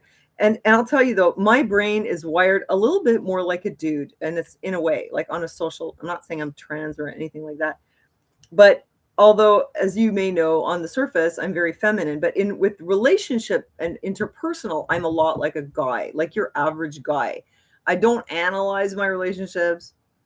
You're never going to hear me say, I think we need to talk about our relationship. Like, I'm just not like that. It's just very much like, it is what it is, whatever, like I'm very, very practical, pragmatic. Okay, Joanna, you too. Yeah, I'm not like a typical woman. Like, you don't get any drama. I'm not like emotionally needy. I don't need compliments. I don't need gifts. Yeah, if you help me fix something sometimes, or you run an errand for me, like that's plenty. I don't, all that stuff that women do there, like with relationships, I don't even understand it. I'm not like that. I'm on a different wavelength. And that's wiring, right? So would it be possible for me to take like B vitamins and C and maybe some zeolites, and then suddenly I'll become more like a typical woman in the way I relate to people? I mean, if you think about it that way, it's totally absurd, right? It's impossible. It's like I'm wired like a dude. Like it's super simple with me. Aaron says that it's like being married to a dude. It's like really simple. There's no drama, zero, right? Now, if you load me up with vitamins and maybe some therapies, I'm going to start becoming more like a typical female and rewire. No, that's not possible. However, that said, there are some supplements that we've both used that have been really good. I just remembered that reminds me of something else. For my son, the zinc is very good for helping him with his attention. And the zinc plus quercetin for me is very good for helping me with my energy and like my motivation. How does this work? I don't know. They say that zinc helps you regulate like a bunch of enzymes. So if you're feeling like sluggish and you can't pay attention, it is hard to get your stuff done and be at your best, So I do give him zinc. Sometimes, Joanna, you're laughing, sounds so much like me. Yeah, I think our men are lucky to be with women like us because it's super simple and we meet them on their level. There's just no drama. You don't have to guess. Like that whole men are from Mars, women are from Venus. I'm from Mars too. We're from Mars, or maybe like another planet. But yeah. So there's something about zinc, and I'll say this because I've consistently noticed this. It really does help with the attention, for him, it's really important. And for me, what I found what works was zinc plus quercetin, but I hate taking pills. So I don't really, I'm not always on it, but it does help. And another thing for me is the B complex and the B12, but the active forms. I mean, he's pretty healthy these days. Like he had, what do you call it? He had pediatric fibromyalgia, but he's gotten better with that. His sleep got better. He started exercising a lot. For me, yeah, it's always the B vitamins that I go back to. Like they call them stress tabs, right? But it's got to be the active ones. But that's a big one. And the other one that I found really helped me was vitamin D, like through the winter. That really helps me have a more positive state of mind. I remember there were some times where we're going through the pandemic and it was like we're in lockdown and it's winter and like everything is so dismal, and yet I was like in a really good mood all the time. And apparently vitamin D is helpful. Like it's antidepressive in the winter, I guess. There's something about it. Like, the sunshine is antidepressive. But so that's it. B.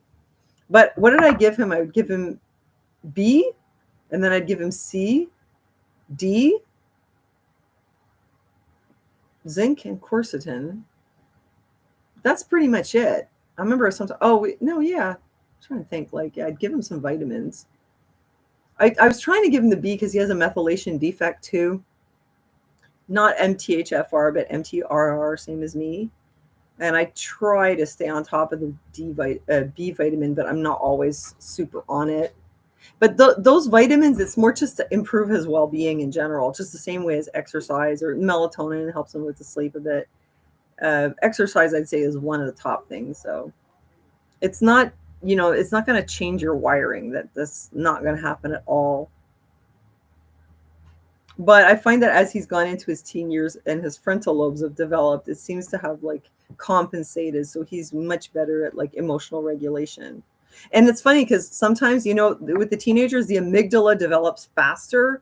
It's more developed because it goes, your brain develops like bottom to top, back to front, and in to out. So amygdala being in the middle is developing faster or sooner than your frontal lobes.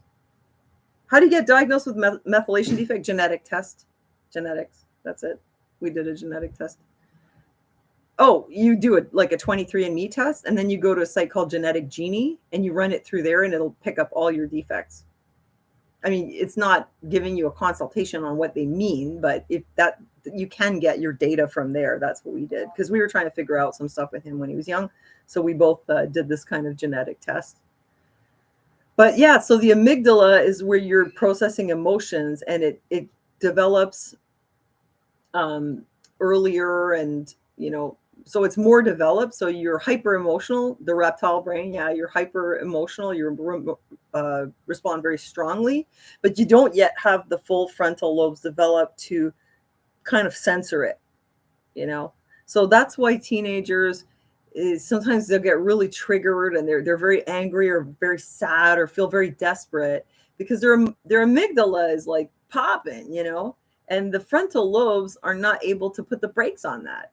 And I've explained this to him, and I said to him, listen, I know you're feeling really crappy right now, and you know it's looking really bad, but I want to remind you that your amygdala is very active right now, and your frontal lobes are not really kicking in.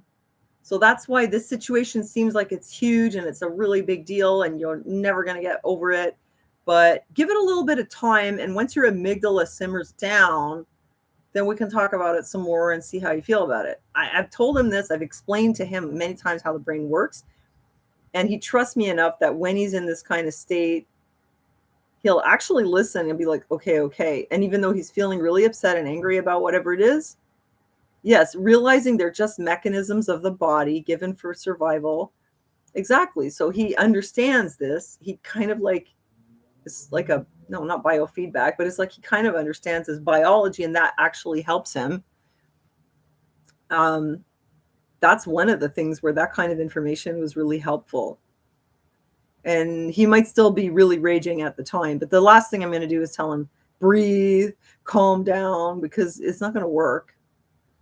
And you can't reason with the person when they're in that kind of state. You can't be like, well, you know, think about this, think about that. It doesn't work. So, but he will hear me say, it's your amygdala. Like, just give it a little bit of time. Find something else to do. Go watch some TV or do something else. And then sure enough, ashwagandha and kava, no, really. Ashwagandha, yeah. That I've taken that one too. I'm just terrible with taking pills. Unless they're like jellies and I can chew them. I hate swallowing things. I always feel like it's going to get stuck. But yeah, that was another thing that I discovered with him that was really helpful. But he's doing so well now, and we're so proud. And let me tell you, that psychologist who was supposed to assess him for autism when he was 7 and who couldn't even get him to do the test, you know what she said to me? She said, it's not ADHD and it's not autism. She was wrong. But she said, it's not autism. She said, I don't know what it is, but it's very serious. And when I came back in for her report, she said to me basically like, your child has a severe personality disorder probably, and you're raising the next Jeffrey Dahmer. Like, it was that bad. That's what she said. It was just like a catastrophic evaluation. She basically told me my son was like going to be like, you know, a psychopath, which is completely wrong. This is wrong. But yeah, like he's come from there, this completely unmanageable child.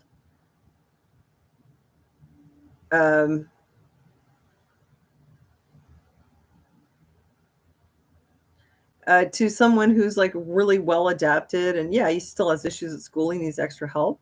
How old is he now? He's 14 and a half. He's going to be 15 in June. Yeah, I didn't listen to her, but I took him straight to the emergency after that. I was like, that's it. I am so done. Oh my God. I was like, well, we don't know what to do, because she couldn't even evaluate him. Hi, Robert. Yeah, she couldn't evaluate him, and so we couldn't get an autism diagnosis, so we couldn't get like autism help. So then we went to the emergency. She told us to go to the hospital. It was terrible too, because I saw the report and they wrote like mother knows medical terminology. Like that was a bad thing. Like, oh, I must be like a Munchausen mom. But I was a medical secretary, so yeah, I know medical terminology. But it was like they really scrutinized the parents, and they wrote in the end, like they kept him in the hospital for 4 days. Like they literally kept him in the psych ward. It was the only way that we could get help. It was so unmanageable. And then they really scrutinized the parents, of course. So it was extremely stressful. But it was because of that we got him to the Jewish, and that did help somewhat. Yeah, we had really rough experiences. Yeah, there was issues with medication also, which wasn't what we wanted. But anyway, it's in the past now.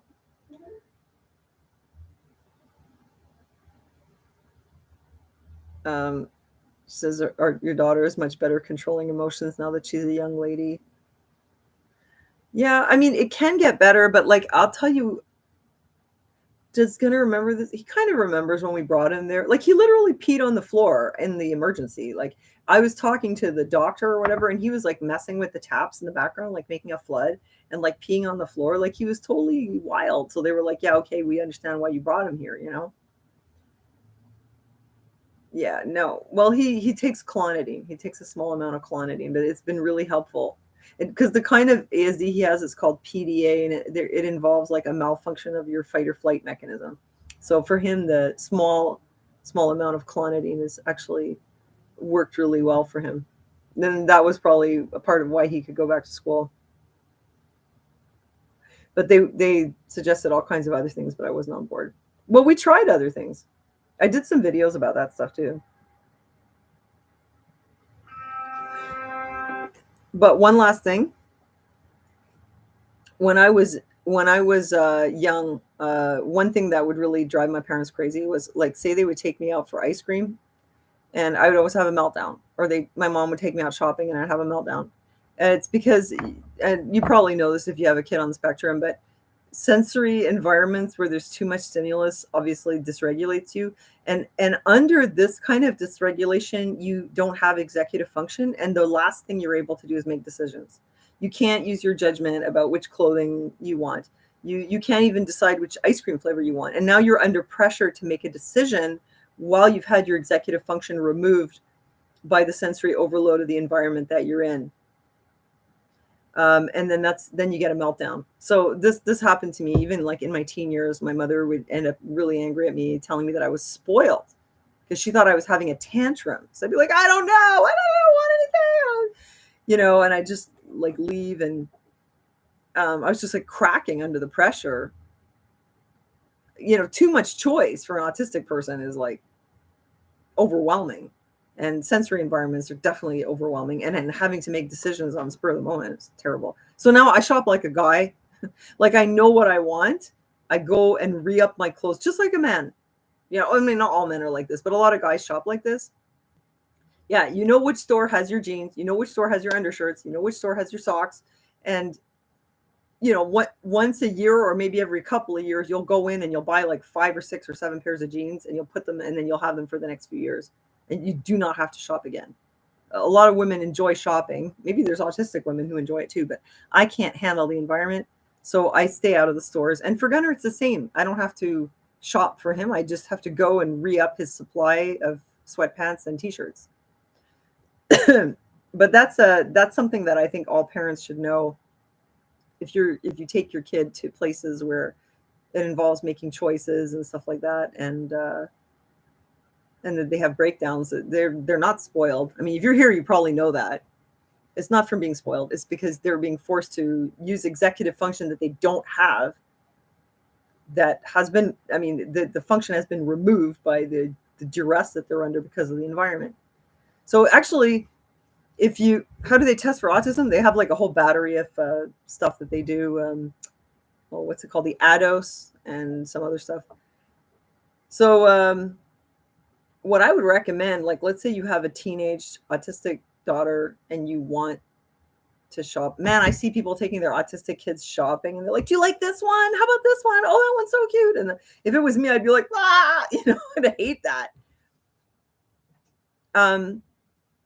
What I would do would be look at the pictures of the charity shops. Oh gosh, no. Oh, that's even worse because like a whole big mess and you gotta find stuff. Finding things is the worst. And having to find things and then make decisions about it. Oh no. Not for me, thanks. If you have let's say you have a daughter who's autistic, what I would recommend would be that if you have a store that's nearby, go on their website first and look at the clothes. So she pretty much knows what she wants. It's going to take a lot of the stress out of it. Oh, I like this dress. I like this shirt. And just pick a few items. Go on the website. Find out what they have or catalog. Yeah. And then go to the store and grab those things right away and try them on quick before you lose your sensory. And just find out if it fits. That will take a lot of the stress out of it. Yeah, it works. I mean, these clothes that I'm wearing, my mom bought them. I didn't even go in the store.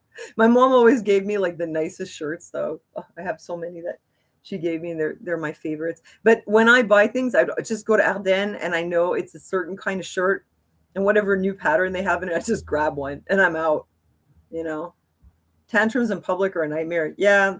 But if you get really good at understanding the triggers and like understanding the threshold of what your child can take, then they can minimize. But there's pretty much, I think, no way that you can take an autistic child or even an autistic adult. I mean, I'll speak for myself and have us basically like do as much, like take as much as what other people would do with certain environments. Like I'm fine outside. Like nothing bothers me when I'm out on the street.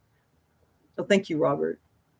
But in stores, I don't know. And I didn't mind like when things were locked because I cannot stand being in like the coffee shop, the restaurant, the stores. It's just torture, or like, at a reception or a party where, unless it's a disco and the music is really, really loud.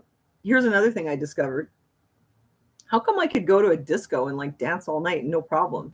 But if I'm in like a house where there's some music playing and people are talking, then I can't handle it. It's because the sensory doesn't integrate properly. So when it's just coming from one direction, it's like it's all jammed up. So it's just super irritating. But when you're hearing it through your ears and it's also coming through the floor, through your feet, it's like it all wires up. It's like it all connects. And then you experience it in an enjoyable way, the way most people usually do. I mean, I'm not saying everyone has this, but if you have the kind of sensory thing. Trish, are you saying that you have that too? Okay. And I met somebody the other day and he was telling me his girlfriend is like that too. I discovered one day I was in a car and usually music on the radio, it would annoy me a lot of the time. But I had my shoes off and I put my foot on the speaker. And so as I'm listening to the music, the vibration was coming through my foot. And it was like, all of a sudden I was like, oh, that's what people are talking about. Like all of a sudden I enjoyed it. It wasn't like grating me. It was like, wow, this is really cool. And it makes me feel really happy. And I was listening to Rush and I never understood before. I was like, Rush, oh my God, why? And then all of a sudden I was like, oh, now I get it. Yeah, his voice is really cool. So now I like Rush. I love his voice now because I finally got it. Yes, raves. I used to love raves too. But I just put my foot on the speaker and the music coming in that way. So I said, I told him, if your girlfriend's in the car with you and she's complaining about the music, just tell her to put her foot on the speaker because she's the same way as me. What about getting out of the car and hugging the ground? Oh man. Even in my 20s, I remember my mother picking me up. I don't remember where we had been, but I think even just being in the car was so hard for me because it's noisy and it's like the motion sickness or whatever.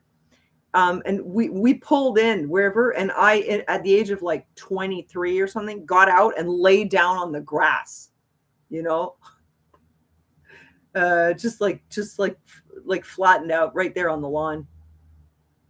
Because it was just like, I was so done. It was like, I was so uncomfortable. I was under so much, strain being in the car.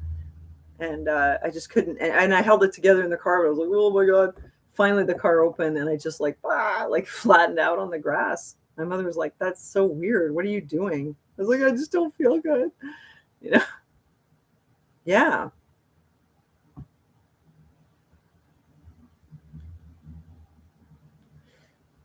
Yeah. And I wasn't even looking at the sky personally.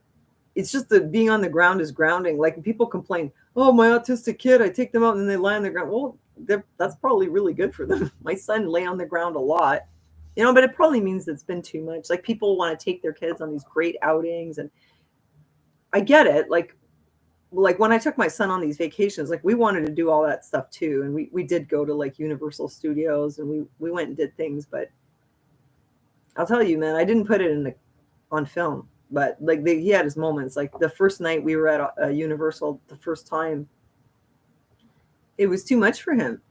The amount of time we were there, he was hitting himself. Like I never put these things in the videos, but he was like hitting himself in the head and biting himself and like growling, and like he was really losing it, you know. And I was like, oh, that was too much, you know. Let's make sure not to do that next time. So then we planned it differently. So we'd be doing some rides for a bit, and then we'd like really like withdraw from that and eat something. ASMR is horrible. I agree with you. I do not know why people listen, but I think maybe it's the kind of like the way they listen to music naturally, like just through their ears, and they get something out of it. Whereas I don't know, people like me, to listen to it and like have your foot, or well, maybe the hand, but preferably the foot on the speaker, or have the vibrations coming through the floor. But yeah, my son actually, in the autism videos that I did on YouTube, I left out a lot. So like people didn't know. My son had big meltdowns, and he used to really hit himself, and he would lose his verbal too. Like this is something people don't know also, that he would like short circuit and he would lose his ability to speak. And if he tried, it would just come out like it's just gibberish, like, and he would get scared by it because he'd be like unable to talk. And I could see in his eyes that he was like, what's happening to me? It's happened to me too, though. It's happened to me, but not for a long time, a few minutes, but it has happened to me. And it is scary because you lose your verbal, and you feel like, anybody else have this happen to you? When you lose your ability to talk and you feel like, I'm going to stay like this forever. It is so scary. And it's really like your brain and your mouth are not, they're just not connecting anymore. You could be thinking whatever you want to say, but you can't make yourself say it. It just doesn't come out.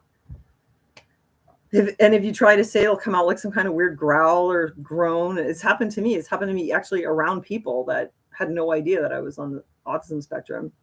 And then you're like, oh my God, I can't believe this is happening. It's mortifying. They're all going to think I'm crazy, or they're going to think I'm faking it, or I don't know what, or I'm having a stroke. It happened to me in Canadian Tire once. But yeah, it's always because there's been a lot layered on. ASMR makes me want to scream. I'm wondering if anybody else here also like loses their verbal occasionally. ASMR, yeah, it's horrible. I don't know, like, why do people want to listen to that? They say they get tingles from it. I had to learn from a young age to stop and let my mouth catch up with my brain. Yeah.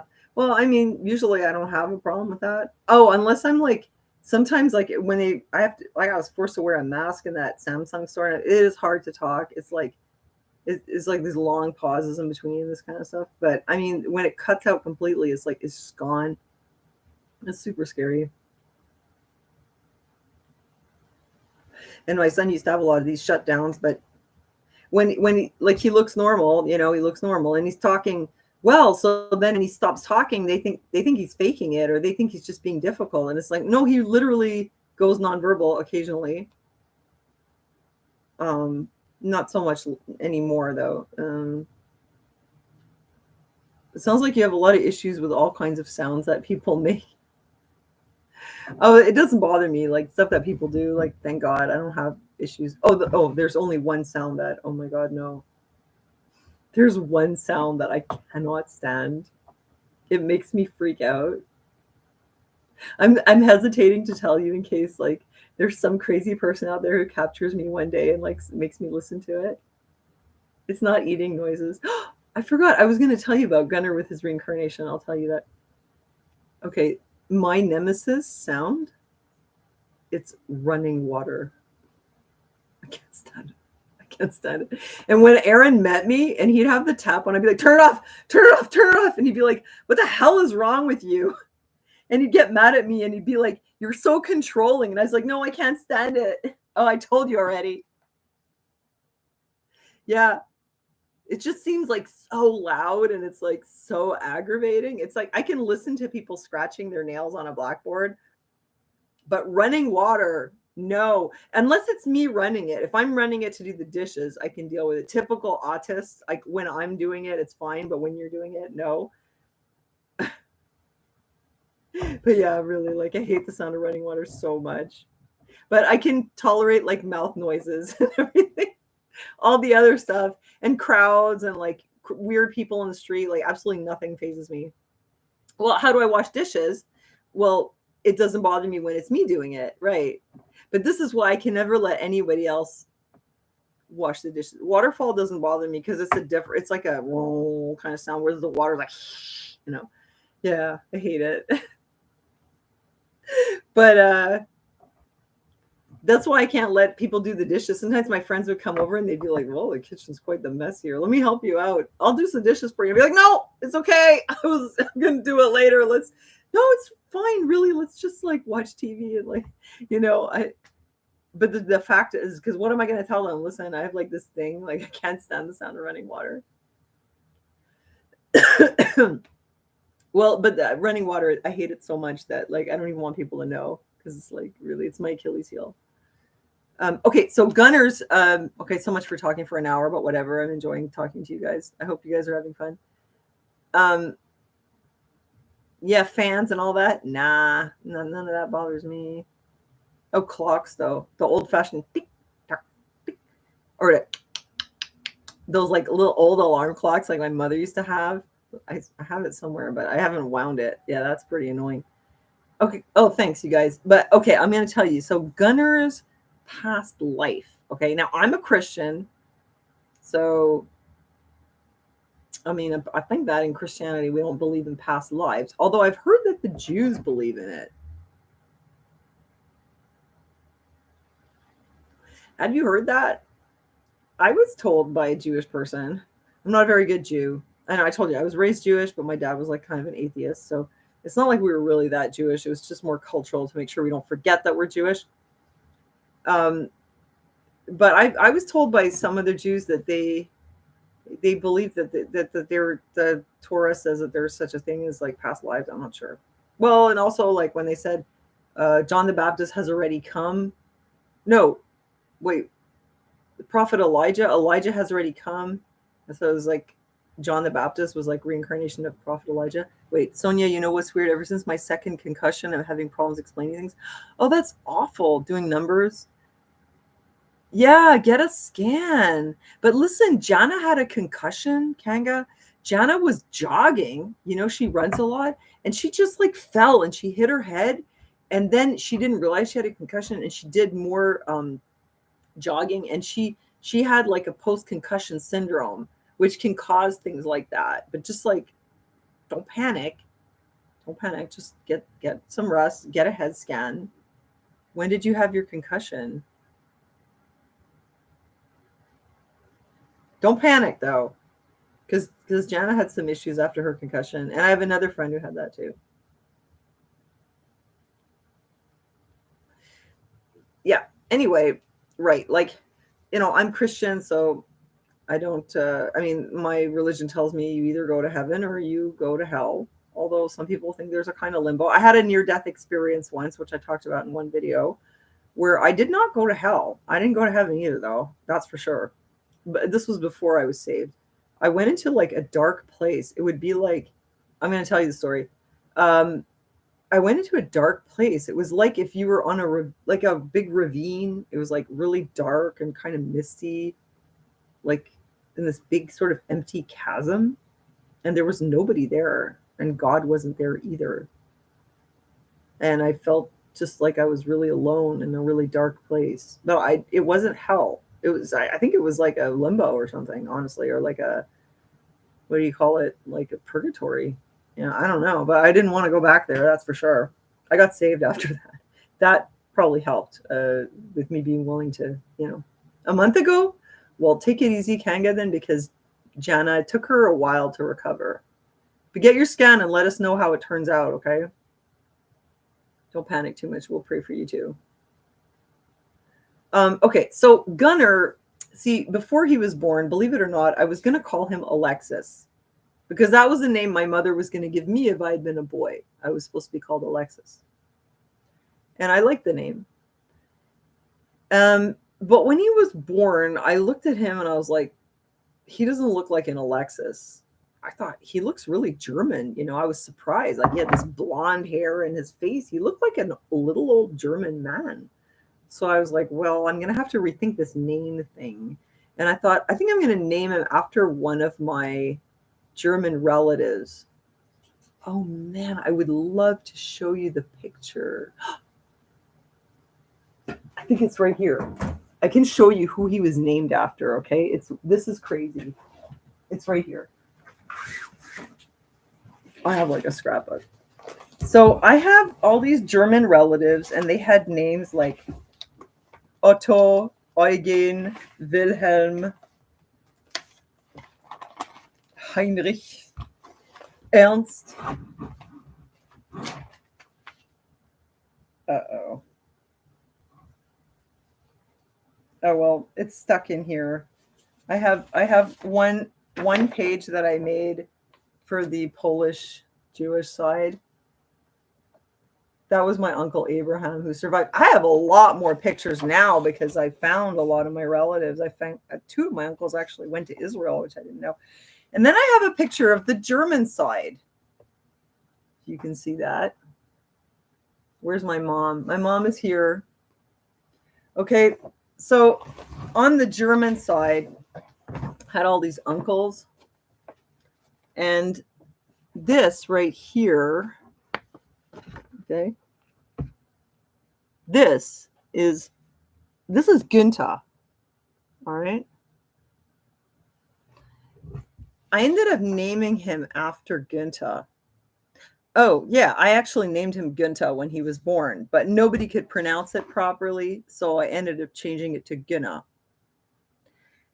But, okay, so the story was, where's my mom? Okay, there's my mom and her sister and her father and her mother, and this is her maternal grandparents. And this is my mom's father with his siblings. And this sister, Emma, had a husband who was in the military, actually. And this was her only son. And she had this very special relationship with her son, Günther. Like, he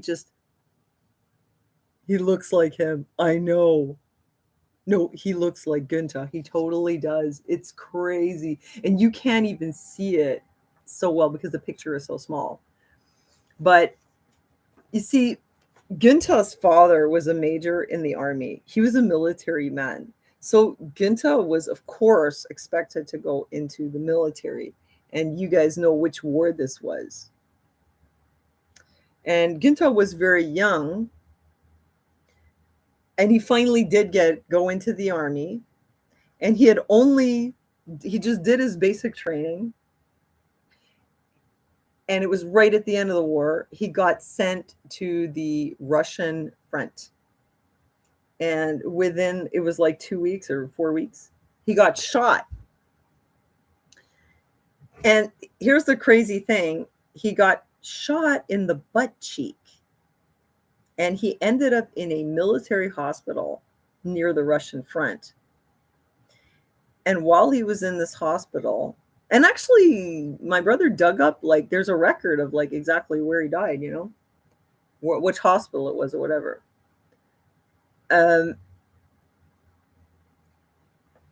He got shot in the butt like Forrest Gump.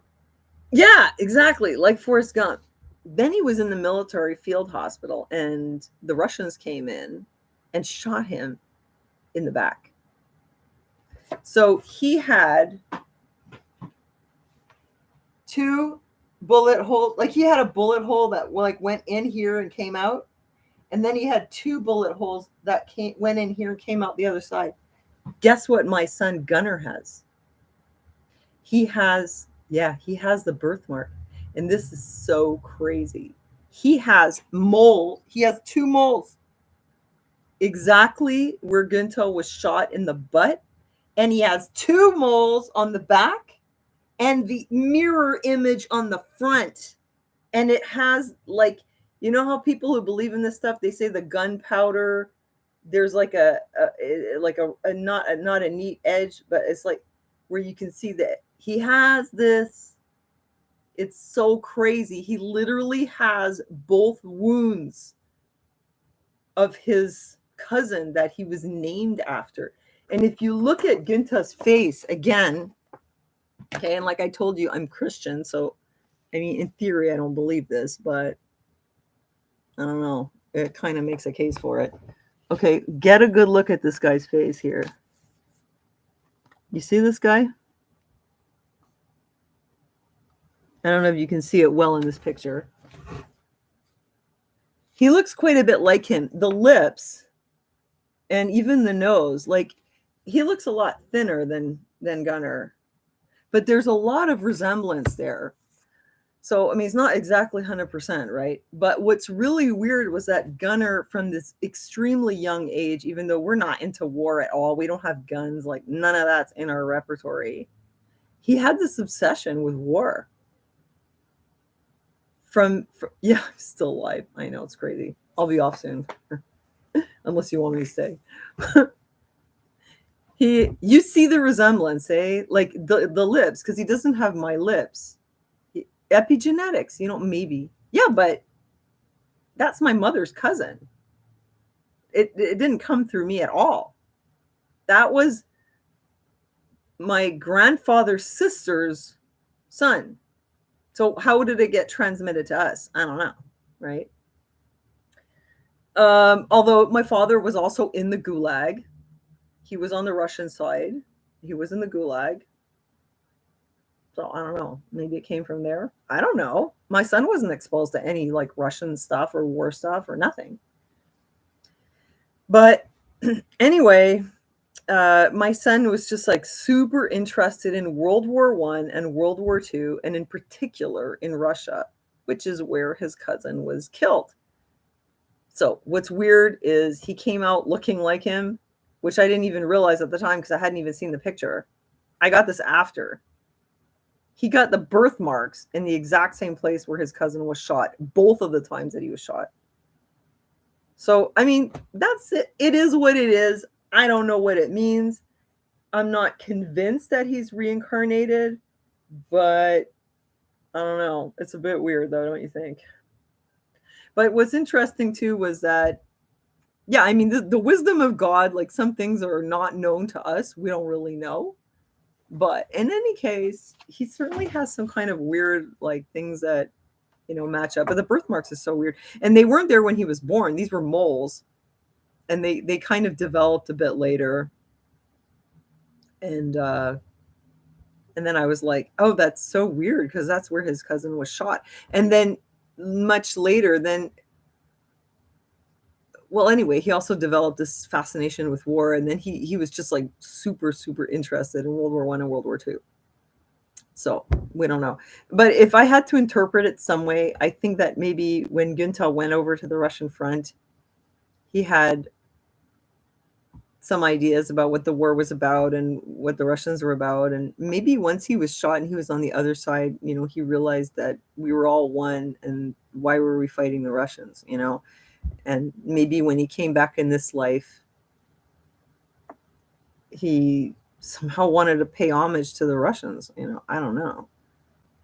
Because why is my son not interested in Germany? Well, he was interested also in that, but he wasn't interested in like learning German and German culture and all that. He's just interested in Russian. So I don't know. Maybe it has something to do with that. Anyway, that was the story. So I guess that's it. I'm going to end my live. And I just want to let you guys know that I I have some videos in the pipe that I had to put a lot of thought into. It's kind of, you can't just throw something up here these days. You have to be pretty careful. But they have to do with the Canadian government and some very interesting stuff I found out about how our system actually really works. And it's pretty crazy. And I wish it wasn't the way it was. But let's just say Canada and America is not all the same story.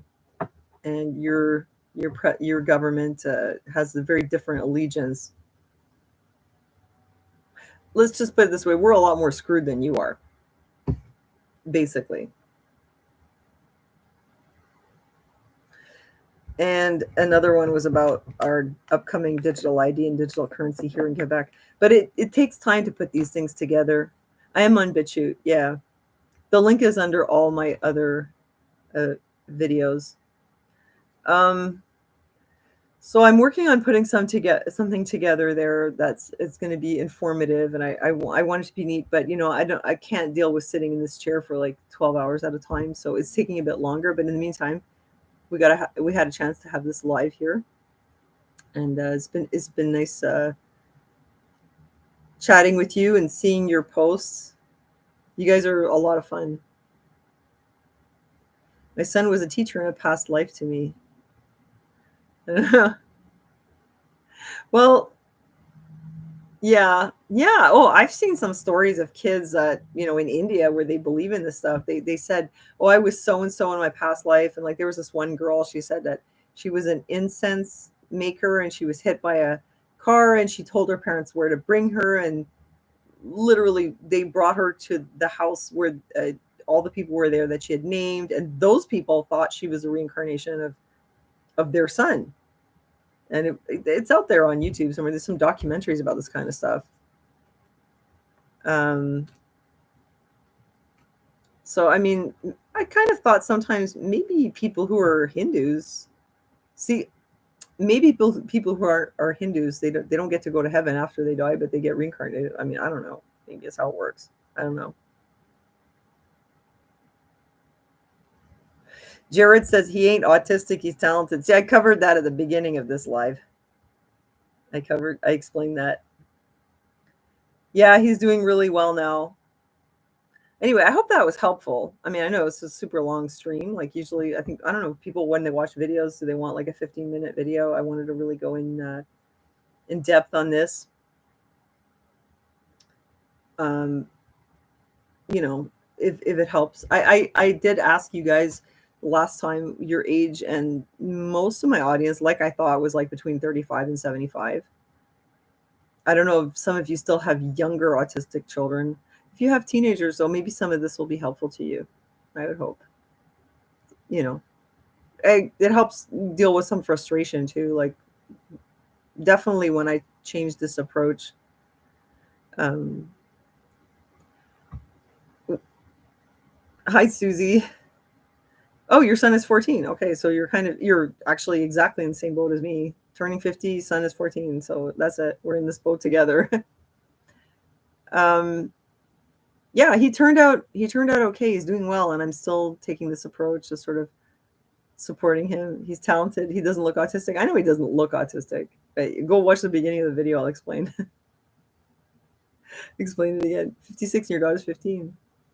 Okay, so yeah, so some of you do have teenagers. Yeah, so I just be patient with them, But you probably know that. It's not discipline issues. It's developmental. And it's weird because they develop really unevenly. So in some areas they might be really advanced. They might be like super smart and very sophisticated when they're talking about certain things. And in other areas they're like way behind. Like for Gunnar, the social emotional milestones were like way delayed. The motors were a little bit delayed. And the verbal wasn't delayed, but his language. Somebody asked me about this before. It was like a word salad, though. It was like, like toddler talk, like the words were all sort of mixed up in there, but that sort of straightened out on its own. And yet intellectually, like he's really smart and like philosophical, even at a young age, and always very talented with humor. I'm so sorry to hear you guys losing your kids. Like that's really sad. It must be extremely hard. I'm so sorry to hear that.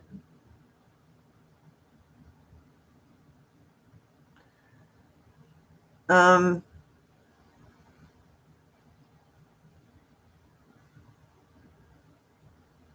yeah, that's pretty heavy. Anyway, I'm very grateful for my son. I love him a lot the way he is. I love to see how he's turning out. I think he's amazing. I trust him a lot. He's a good kid, and I hope it was helpful to you. And like I said, if you didn't hear before, you can go in my autism playlist and see my like documenting what we went through.